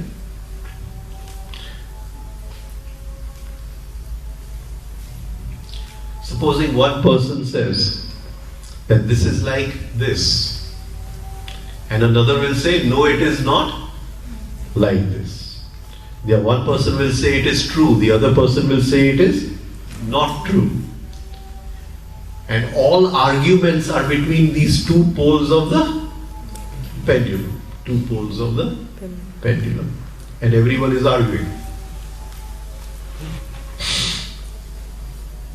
So whenever we are arguing for or against something, we are in the lowest part of the intellectual center, the mechanical part of the intellectual center. And it would be nice, to sit silently and listen to other people talking. Either this or either that. The whole world is divided into two parts. And this yes and no, it prevents us from going higher in life. Because now with observing eye, we are going to get consciousness. And consciousness does not understand what yes and no is. Consciousness does not understand duality. So the world is going to change for us. The minute we start observing ourselves, minute we start, this level of consciousness starts increasing, we are going to leave the world of yes and no, good and bad and true and false and right and wrong and etc. far away. And this is the characteristic. We are going to go into a different world. The perception changes. Now nothing is right and nothing is wrong. The perception will change.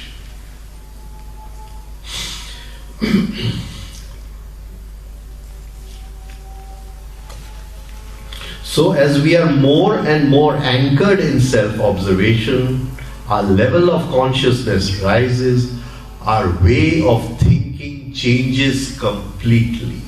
We stop thinking in the old way. Can you see all the old pathways in the brain now start falling down?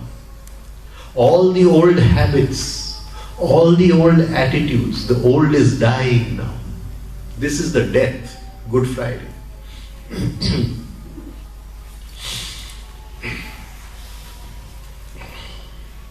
In the light of consciousness is a light, and in the light of consciousness, all contradictions drop. Then the good is also bad and the bad is also good. And that is why this is the very rare people who see life through the light of consciousness, they are counted as mad people.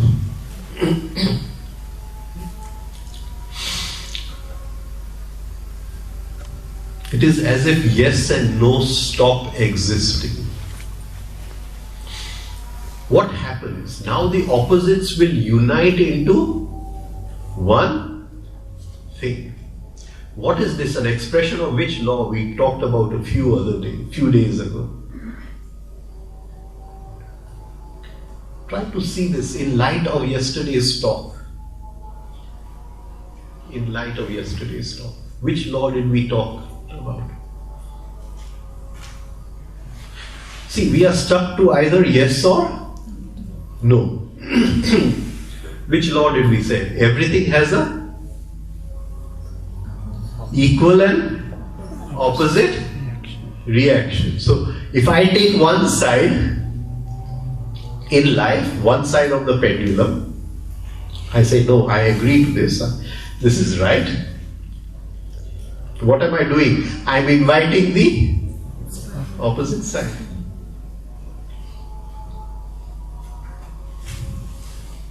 Can you see? If I say, I have to marry this girl, right? After a few months, I'll definitely be saying I should not have. Because it has to swing. That very holding on to one side will invite the other. And this is the law. And we can't see it. We are blind. We are hypnotized by one side. I can't live life without this girl. Right? And all our decisions, because yesterday we were talking about decision making, are at one end of the pendulum. Either we say yes or either we say no.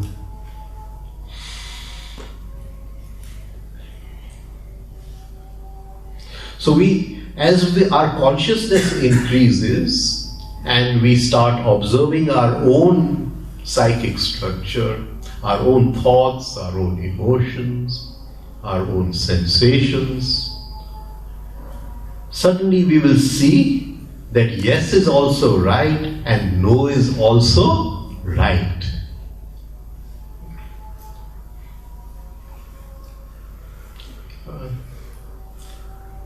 That what do you call him? What was his name, that guru? What his name? He had a Gujarati saying, Banyute Nyay. Banyute Nyay. He had a saying. Very good. Some of his, one-liners are beautiful. Of course, most of the one-liners come from the Jack of Diamonds. But some of his one-liners are beautiful. And one of those one-liners is, what has happened is justice. Is just. Right? Now we'll say, "Nay, but it is wrong. This should have happened." Right? Then we've gone. We've not yet, the inner consciousness is not risen as yet. And this is going to happen the minute we start observing ourselves. So much will change, our way of thinking will change. Banyute Nyay. Difficult, no? Mara paisa koi lai gyu, banyute Nyay. Difficult. And if I read of somebody getting raped in the newspaper, I'll say banyute Nyay. It's difficult. These are hard words to chew. Hard words to chew. Right?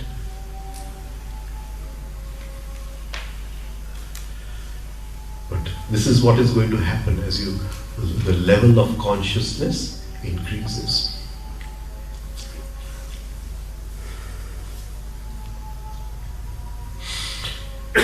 A point will come where you will start feeling that you need to express yourself in a different way. This normal language, normal words, they can't convey what you want to say.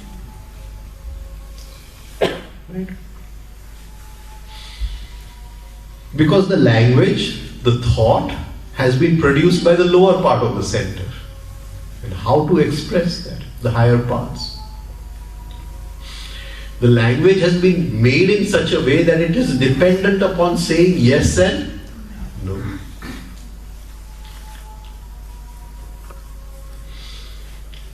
Now, as long as we are identified in life to this either yes or either to no, can we experience truth? Because truth is whole. Truth is whole. Ramdulare Bapu wrote a small book, Purnata na Panthe. The steps to wholeness. Purnata na Panthe. Purnata means wholeness. Na Panthe. Climbing the steps to wholeness. On the path to wholeness. Truth is whole. The yes is also in the truth, the no is also in the truth, the right is also in the truth, the wrong is also in the truth.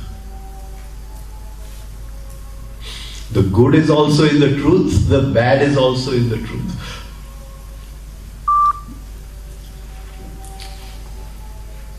But our ordinary thinking, our lower thinking is totally conditioned by either this or either that. So in this lower mind of ours, this logical mind of ours can never experience truth. It can argue about truth. It can argue about it, but it can never enter into truth. It can never experience the mystery of truth. So whenever we pass a judgment in life, we are only judging part of the problem. We are not seeing the whole truth. We are judging a part. And in our thinking there is a sharp division. We are excluding one in favor of the other. Just say when I'm looking at a problem and I say yes to this, then I'm taking one in favor of one, excluding the other.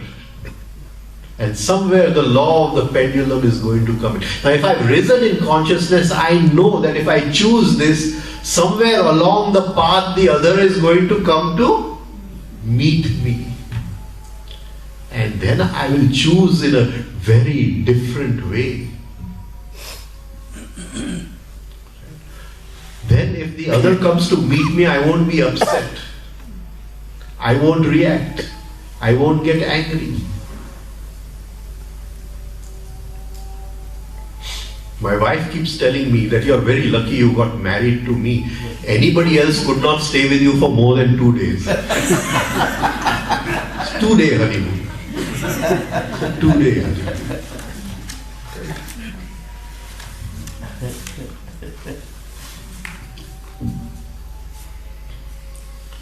So after 2 days, the law of reverse effect comes in, right? And the other side of the pendulum comes to meet us.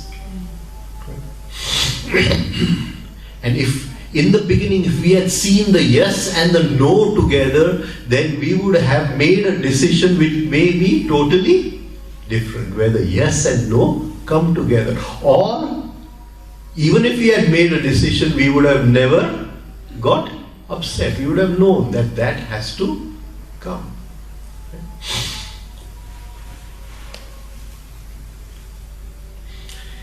And this is the case throughout the world. Everybody is for or against. You cannot be in between. You cannot be in between. So everyone lives in this illusion. And they don't see that when we live in this illusion that either there is good or bad, or either there is true or untrue, we are always divided. Khandit. Divided. So, can we go beyond thinking in the opposites? Thinking in the opposites. Not thinking through comparison. This is a typical attribute of the lower thinking. We compare. Right? So the lower mind thinks through comparison, comparing. And it does not understand that opposites can be merged into something which is beyond the opposites. It is something totally different. A third.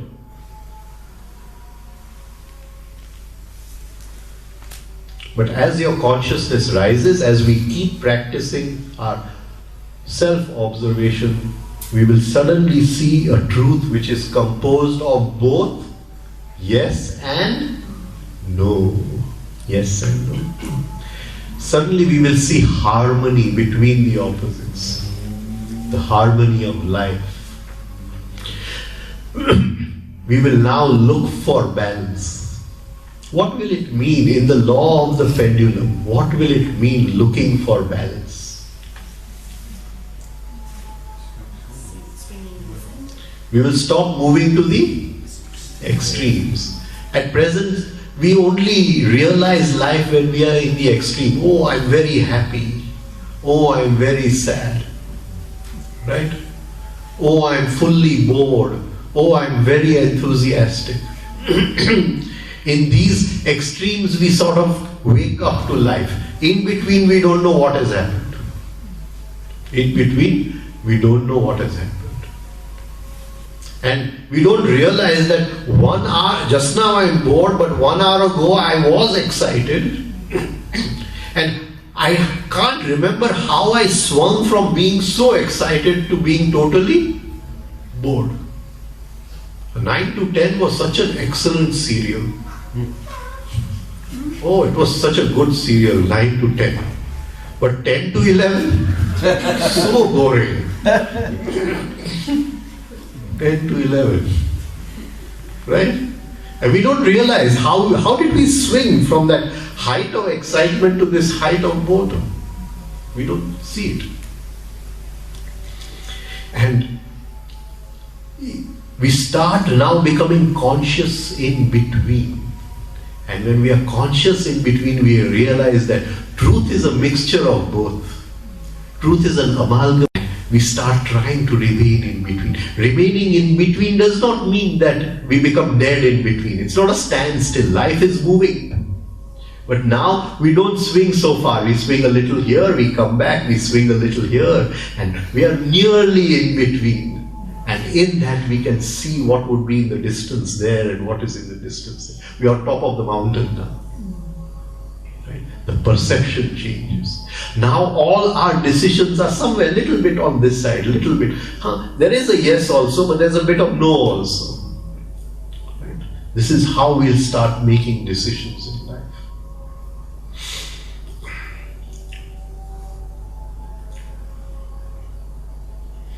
The opposites will vanish and something else, which is the third force. We have not taken the forces, but when we go into the forces, we will see that we are second force blind and third force completely blind.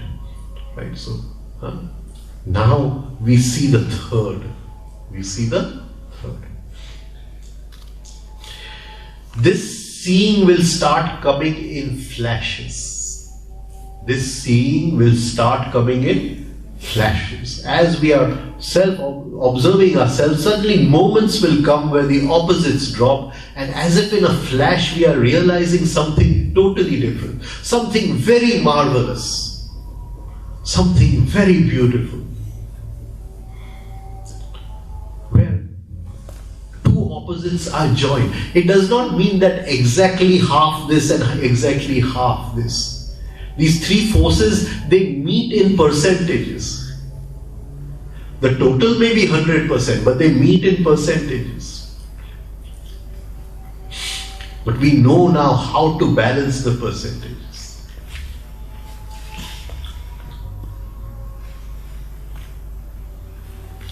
Now, what will happen in this state? What will happen in this state? Talking in what we talked about, the 4 states of consciousness, and what we talked about prayer. Try to relate it to this seeing of the third. What will it mean? What will it mean? Oh, it will mean that you reach stage 3 and Yeah. the 3 will start coming down. Very good. Very, very good. So, when you are making a decision in that third level of consciousness, It is not just your making the decision, but something from the higher level will come to meet you. You'll feel not just that you're making this decision with yes and no, but something from higher like grace is coming and uplifting your decision altogether. It's a totally different state. For the first time in our life, we experience grace.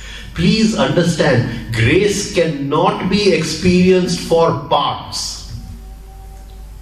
If I pray for myself, then I'm taking the part from the whole. No grace can come. Grace can only come for oneness. Right? So, you have to be in that third state of consciousness for the fourth to come. And in that, we have a flash, something from the higher comes to meet us as grace, and our perception of life changes completely. જે દ્રષ્ટિકોણથી આપણે જીવનને હવે જોઈ રહ્યા છે એ totally બદલાઈ જશે. Can we see this? Then no one is bad any longer in life. Nothing is wrong any longer in life. Listen. How is that middle point truth different from fate? From? Fate, as in fatalistic. What will be, will be. What is the fate of a machine? What is the fate of a machine? That is our fate just now. To either say yes or no. We have changed our fate. Through the beginning of consciousness, we are now not hypnotized by yes, not hypnotized by no. All these 60 years that I've lived, I've always been this side or that side. That was my fate. Now I have moved away from my fate. A new fate has come. Right? And that new fate will be spontaneous because consciousness is alive. It's not going to follow any mechanical path. Right?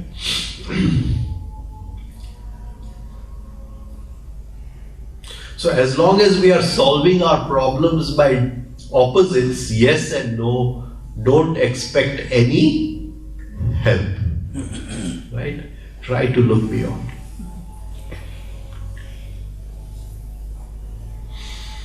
If you see most of the ancient scriptures,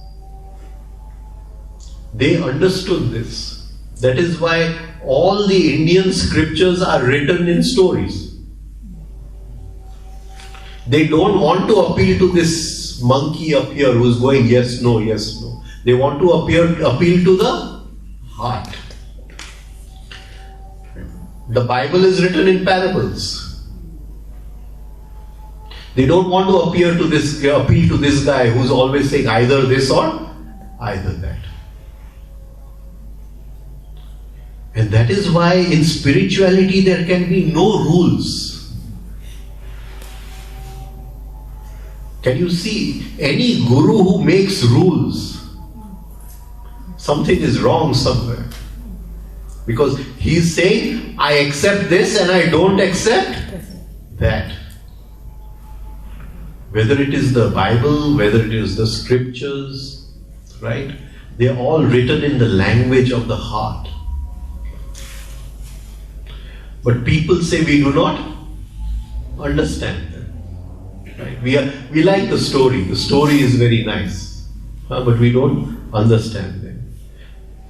Right? And people come and tell me, if this is written in the Mahabharata, why aren't they putting it in plain and simple language? Why do they have to put it in all this? But truth cannot be put in plain and simple language of yes and no. It's not possible. It is so multi-dimensional. So multi-dimensional. Why can't they say things clearly? Why put it in a story?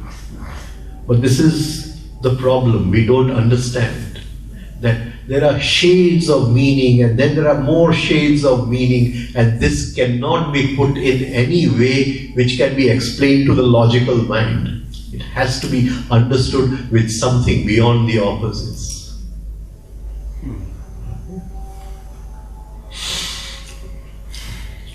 So through self-observation, as we go through, we move away from the extremes in life and slowly become conscious somewhere in the middle, and new solutions to life become visible to us. New pathways become visible. Till now, we were not conscious in between, so we couldn't see anything what was in between. Now, we are conscious in between. હવે વચ્ચે આપણે conscious થઈ ગયા એટલે એટલા બધા નવા રસ્તા ખુલવા માંડ્યા આપણી માટે.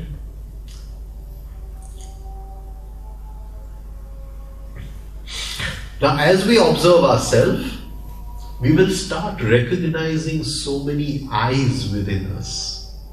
And we will see when the pendulum is at this end or at this end, these are the eyes which come to hypnotize us. We will recognize them. Supposing I'm trading in the stock market, right? And I'm trading the, what do you call, the 2 minute, the 5 minute, the 1 minute, the 10 minute movements, right? And suddenly a script starts shooting up, right? And I say, oh, I'll be left out, I better buy it. But if I can recognize those eyes, I know those eyes have come to hypnotize me. Wait a minute. Everything that goes up has to come down. This is the law of the game. If it wants to go up again, it can go, but I'll buy it only when it comes down.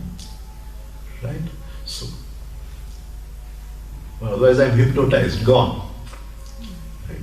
So, we will learn to understand, recognize, at this end of the pendulum, these eyes come, this end of the pendulum, these eyes come, and their only aim in life is to hypnotize us.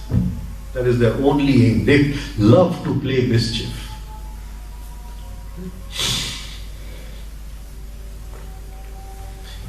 Real solutions are always towards the middle. Real solutions.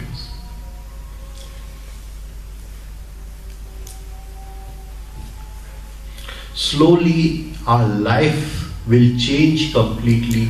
We will be living more in the middle. We understand that you cannot remain completely in the middle, but as it moves a little to the left, now if it is moving more, we will consciously will it to the right. And if it moves a little more to the right, we will consciously move it to the left. We become a tightrope walker.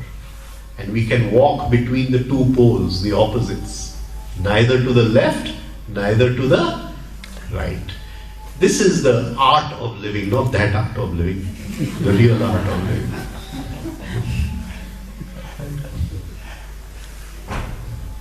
This is truth. Neither to the left, neither to the right. This is truth. It is neither yes, it is neither no. It is neither true, it is neither untrue. We are walking in the middle. Now, what will we do? What will we do? What will we do?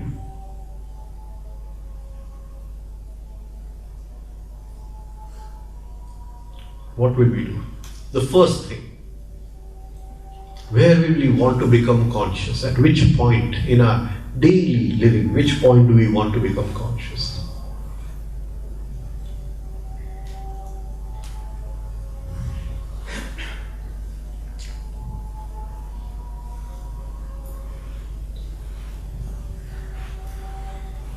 What point? Where are we going to start working? When we say yes or no.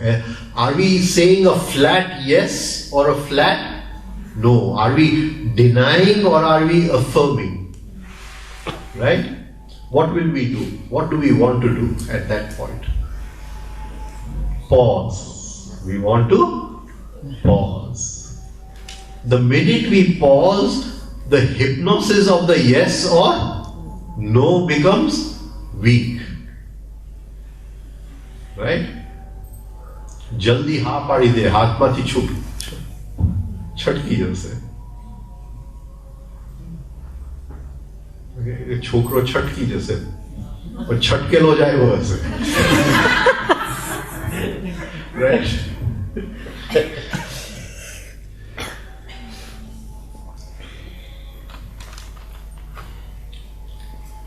So whenever we are in that mood of saying yes, effort, very strong yes or strong no, just give a pause. Just give a pause. In the stock market, we have the 5-minute rule. Whenever you feel you have to buy or sell it, go to the bathroom and come back. The 5-minute rule. Everything changes in 5 minutes. Right? So same thing over here. Whenever we feel very strongly, just pause. Because experience tells us that mostly these decisions are always one-sided decisions. They come from our fixed ideas, from our fixed patterns, right? And we have not connected things properly inside.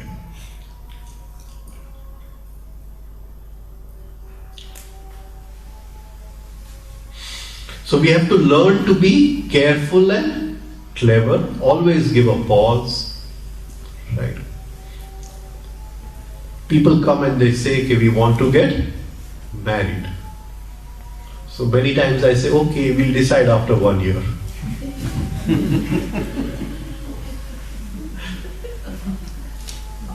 Right? Now I want to see whether the love lasts after 1 year.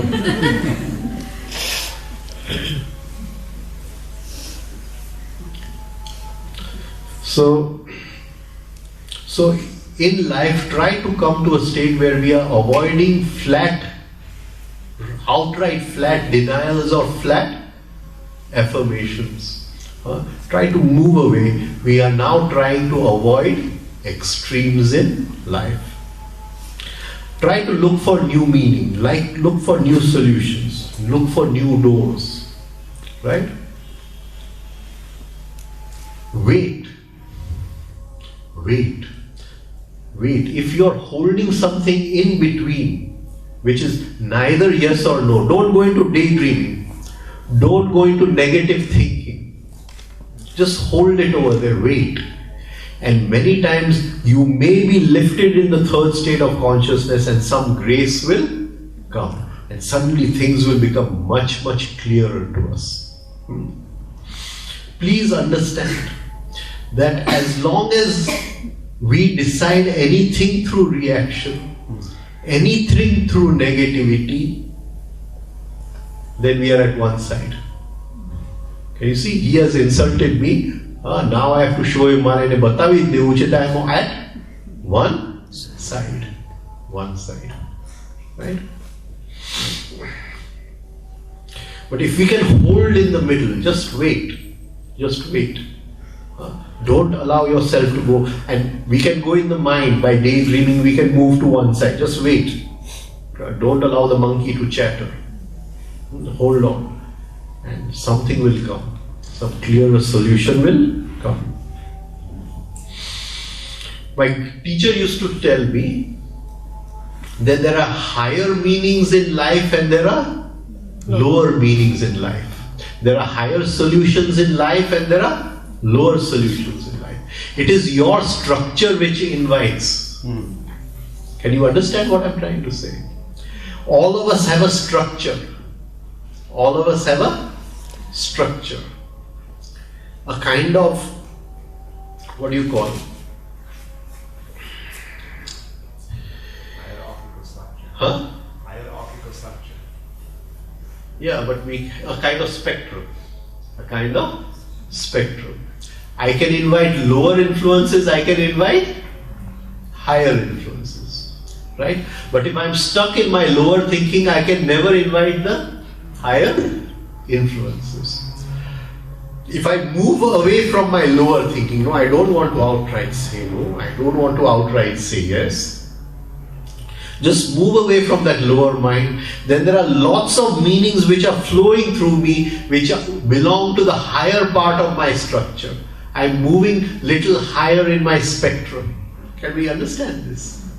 And those meanings become available to us. Those ideas become available to us. Then we will not solve our problems according to the law of the pendulum. Yes or no? We will solve our problems in a very, very different ways.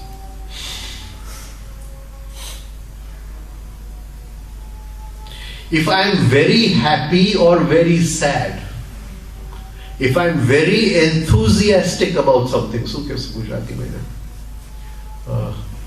મને એક વસ્તુની બહુ જ ઉત્તેજના છે અત્યારે, right? Very enthusiastic about something. Pause.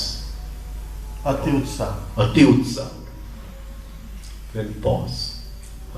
Try to become conscious in the middle, right? Because that very enthusiasm, that very utsaha is going to invite the other side. એનું આમંત્રણ પત્ર જ છે. Over a period of time, you will start becoming steady in between. You will suddenly see that nothing is pulling you to extremes. You will see a different way of thinking. Absolutely different way of thinking. New ideas, new solutions which till now we have never thought about, as if they are coming to us from some higher state. And as our self-observation becomes more and more powerful, all this whole world which is totally different from yes and no will open up to us. Right? So this was just some things I wanted to take in relation to yesterday. A new way of thinking. Right?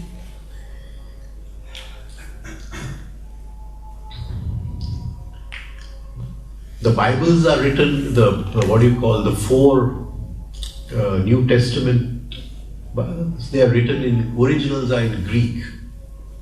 Right? Greek. And they use one word a lot in the Bible, and that is metanoia. Metanoia means to think differently, to think in another way. Think in a different scale, think in a different way. Somebody has insulted you, now think in a different way. Otherwise you're going to be stuck on one end of the pendulum. Start thinking in a different way. Right? I have come to some suffering in my life. Start thinking in a different way. Maybe this suffering has some purpose in my life. Right? Start thinking in a different way. So every obstacle which comes in our life, don't move to the extreme. We immediately mechanically move to the extreme of the pendulum. Metanoia, start thinking in a different way. And suddenly we'll find we are somewhere else. Right? Then in life we cannot move to the extremes. Today she was so nice, but tomorrow she is different. Doesn't matter. We already knew. How can we feel pain or suffering about that? How can it upset us? We already knew. Somebody promised something, but did not fulfill the promise. But we knew that very promise, the other end of the pendulum was the promise cannot be fulfilled. We knew from the beginning. What difference does it make? Then nothing can upset us. And when that starts happening, then our structure changes. The old structure falls away. All the old patterns fall away. And when the structure changes, the spectrum changes. We rise in structure, the higher spectrum opens up. higher meaning starts coming in life. More and more. Right? So just keep this as this thing. Anything in life, think in a different way. Open up different scales of understanding. Well, any questions anyone has got?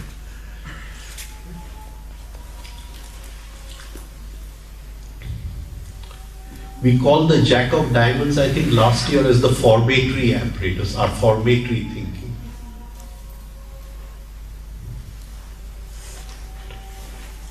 And we become very aggressive about yes and no. And if somebody is not taking sides in yes and no, we call him a weak person. We say this person is weak. He can't decide what he wants in life. Right?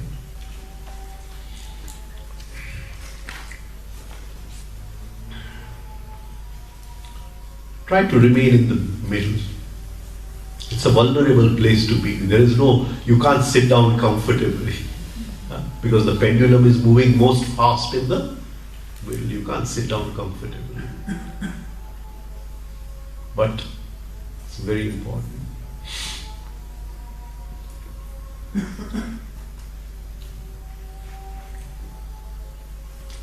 Actually, all here. You were going to say something, I think you need to I'll say it. It's okay. Good. My mother used to use two Gujarati words, which I'm not sure what the meaning is. Maybe you can give me the English translation and possible meanings. The one was Taqdeer and the other one is Naseeb.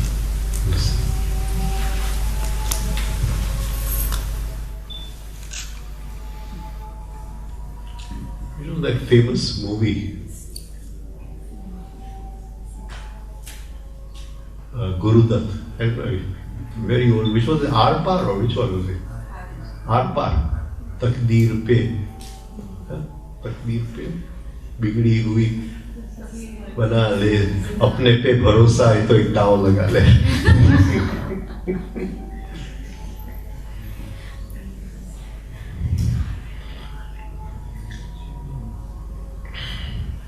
But there, you see, the thing is, Naseeb is a Hindi word and Taqdeer is an Urdu word. Right?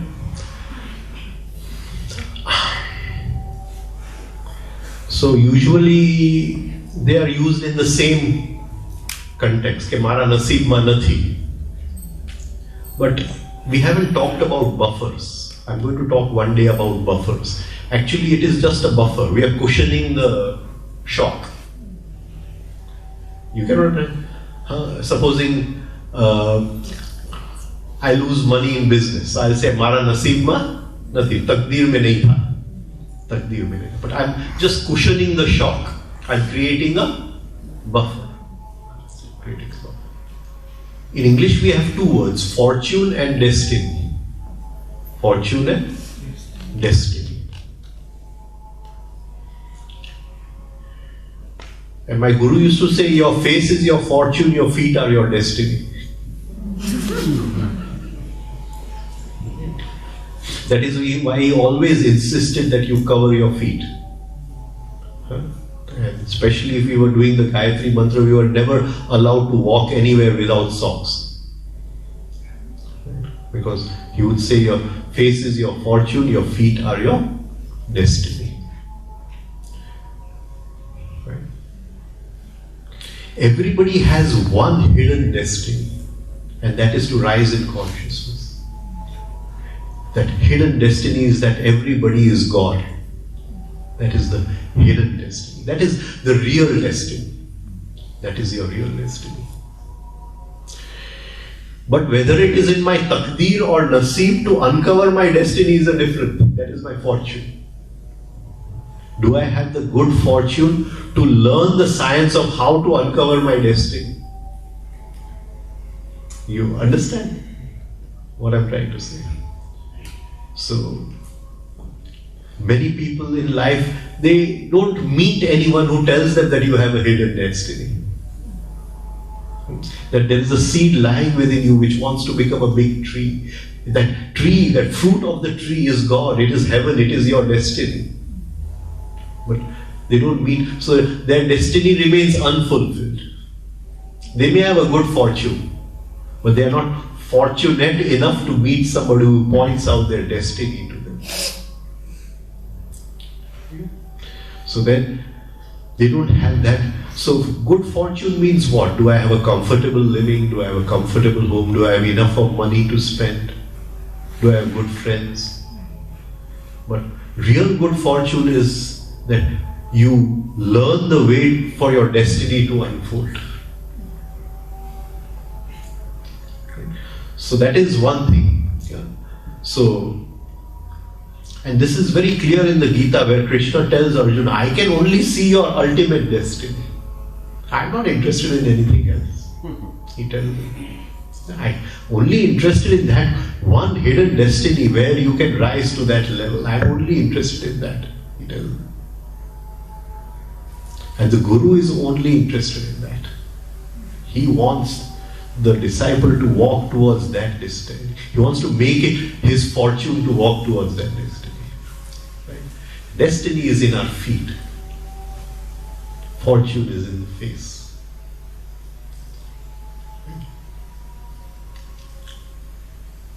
So we have come with a very great destiny. Do we have the fortune to uncover it? To let it unfold? Do we have the good fortune to walk towards that destiny? Right? And the face is the five senses. The face is the five senses. Do we use our five senses in the right way for our destiny? That is what he meant. That is what he meant. So, but I think Nasib and Taqdeer,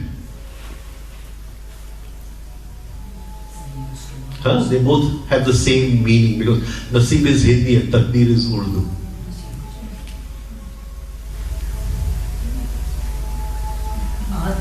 Given that these two words that you say come from different sort of language groups, is there a Gujarati equivalent for it? Nasib can be Gujarati also. Okay. Nasib is Gujarati also. Mara Nasib ma nathi. It is not in my fortune. Yes. Right? But to be God, badhai na nasib ma chhe. To become, to unfold the divine which you already are, just to get the obstacles out of the way and see that ye badhai na nasib ma chhe. But a nasib khule chhe ke nahi is a different thing. Bhagya shabda પણ વાપરે છે. Bhagya is destiny. Destiny.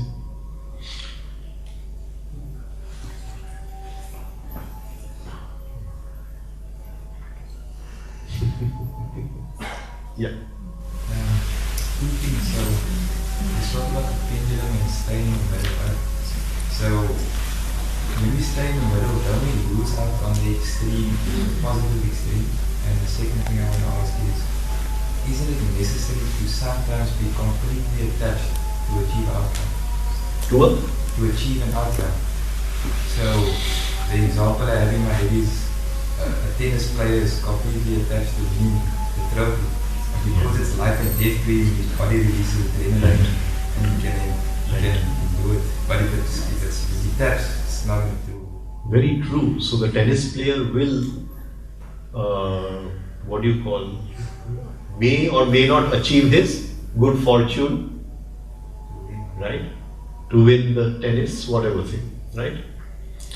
And he has to be attached to one end of the pendulum. I want it.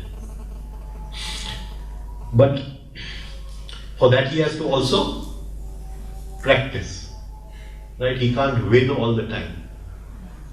So he has to learn to accept the defeat and the both together, right? Otherwise if he can't, then he'll go mad. He'll be stuck with one end of the pendulum. So even in his normal thing, he has to learn to accept both. But if you see a little deeper in the science of the centers, When I'm such a good tennis player, am I misusing energies in the body?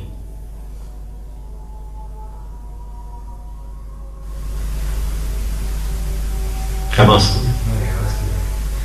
And there is 2 points there. The one is he can be born with an innate ability, and the other one is that he can develop his skill through his formative years and then become a champion player. Some of us are gifted with a gift of becoming a champion, and others develop it. Exactly. Now, supposing there is one energy, right? And that the transformation of that energy can become consciousness. Of course, I'm not using that negatively by getting angry on you or anything. I'm using it to play tennis. I'm using it to play tennis. He's getting negative on the ball. Huh? He's getting negative on the ball. It is still a misuse of the original aim of that energy. The moving, you see, they are totally imbalanced in the moving center. The moving center is very, very overactive. You get it? And it is when they are in those very high states, when they are playing the game so well, it is the sex energy which is being transformed into moving center energy. It's better than letting it fall into anger or negativity, much better than that. But still, it is not the right use of that energy. In all sports. In all sports. But it's a good, what do you call, exposition of life. In life is a game, and sport should be a game too. But still, when we study the deeper aspects of the body-brain system, then it is not the right use of that energy. That energy can be used for a much higher purpose.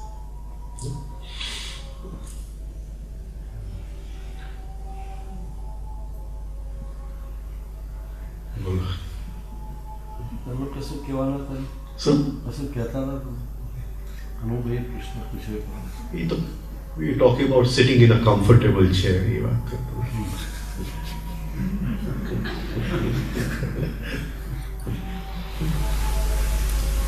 I think when you speak of the pendulum swinging from at two extremes, that's two forces, right? The law of two. Is that yeah, so two forces are always active.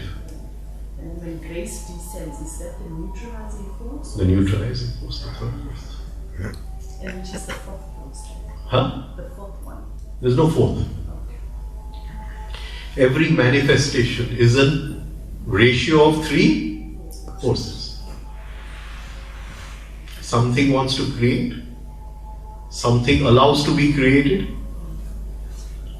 and an intelligence balances the two. That is the law of life. Three forces.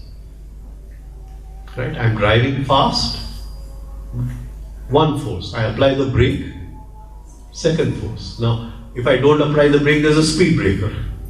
That applies the brake. Right?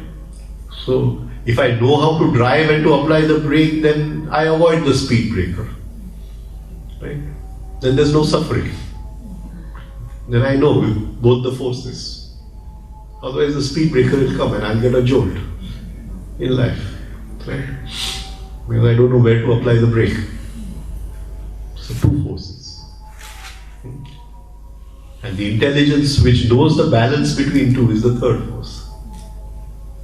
It knows how to balance the two. My Guru has written a book called The Purpose of Birth and Death. I don't know if I've given any copies. Have I given out any copies here? We've just published a new edition of it, beautiful edition, and it is for free distribution. Anybody who wants a copy can give their name to Guruji. So I'll arrange for them to be shipped from India. So anybody who is keen on reading the original, please do give your name. I'll see that it's shipped. Right.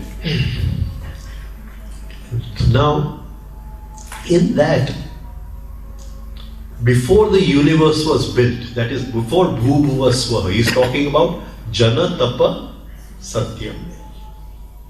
And he says that itself is the law of 3, Jana Tapa Satyam, but that 3 over there divides into 7 rays. And those rays, as the universe goes from its subtle conditions to gross conditions, they start becoming grosser and grosser. But one of the rays penetrates right from there in its original form, and that is the third force. That is the third force. That is why the third force is called as Vishnu. That which in its original form penetrates everything. You get what I'm trying to say? So in everything can I recognize the Vishnu, then I recognize that.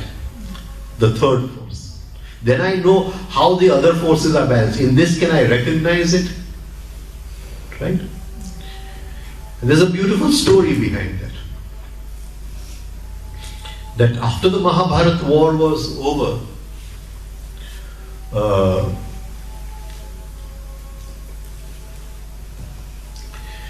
Yudhishthir was very sad that all these kings had died and he couldn't get peace in him. So he went to Krishna, and Krishna told Krishna that you do something for me to get peace. So Krishna said, I don't want to give you any answer. You go to your grandfather who is lying on the bed of arrows. He's lying on the bed of arrows. So he goes to Bhishma. He goes to very young. Right? My mother taught me something. And my mother taught me how to see that divine in everything. Right? How to see that divine in everything. So you want to see it in this, how to see it. Right? Somebody is murdering somebody, but how to see it? Can you see? And he says, I will give you 1,000 names. 1,000 names. Right? These 1,000 names are not a mantra. People use it as a mantra and all that. It is in your living life to recognize that third force. Any moment in your life, it has to be one of these thousands. And that is those that he recites to Yudhishthir the Vishnu Shastra now. The Vishnu Shastra. The 1,000 names of Vishnu. It's not to be worshipped. It's not to be worshipped. You have to use them to recognize each moment in your life. The third force is manifesting in which name? That name gives you the link, the hint of how it is manifesting in the water, how it is manifesting in the plastic, how it is manifesting in my thirst for the water. Can you understand? Right? So people use this as a prayer. It has nothing to do with a prayer. Right? It is a way of recognizing that third force. He says, if you understand this, then in all suffering, something will be free of suffering. If you can understand these 1,000 names. Because you know, even in that deepest suffering, the third force, where is the third force? And this name will reveal the third force to you. And it is that third force which is balancing everything. The very manifestation of that suffering depends upon this third force. Can you understand? And he teaches him the Vishnu Shastra now. Those 1,000 names of Vishnu. Beautiful it is. Right? And each name is very, very potent. Very, very potent. Even at our stage, it is very difficult to understand it. Very, very difficult to understand it. But it is there. So that third force, we are blind to it. So he gives you this hint. It is any of these 1,000 forms. And it is lying in front of you. You recognize it, you know at that moment what is the secret of life's manifestation. You understood why this suffering came to me. Why this suffering came to me. So, and then he gives him some more, ideas on what a king should do, etc., etc. And Krishna is standing over there. So Bhishma tells Krishna that why don't you explain to Yudhishthir the duties of kingship? And so Krishna says, I can explain, but it is more right that you explain to him. And then Bhishma is very happy in those last days. He's on those bed of arrows and he's in deep pain. And he says, Krishna has allowed me to explain the duties of a king to Yudhishthira. And it is in that happiness that after he explains that he leaves his body and dies. So that whole positive state is first created and then he leaves and dies. There is nothing, holding him on back. After all, everybody else has been killed. He should have been the saddest man going, but he goes in that totally different state. And this is the idea of balancing between this side and this side, or between yes and no. That even in so much deep anguish, Krishna just said that you do this, and the whole state changed. The whole state changed. And that is the knack of Krishna. The knack of Krishna. He had this knack. So we can develop that knack in our daily living. Okay. Right? Stop over here. Thank you.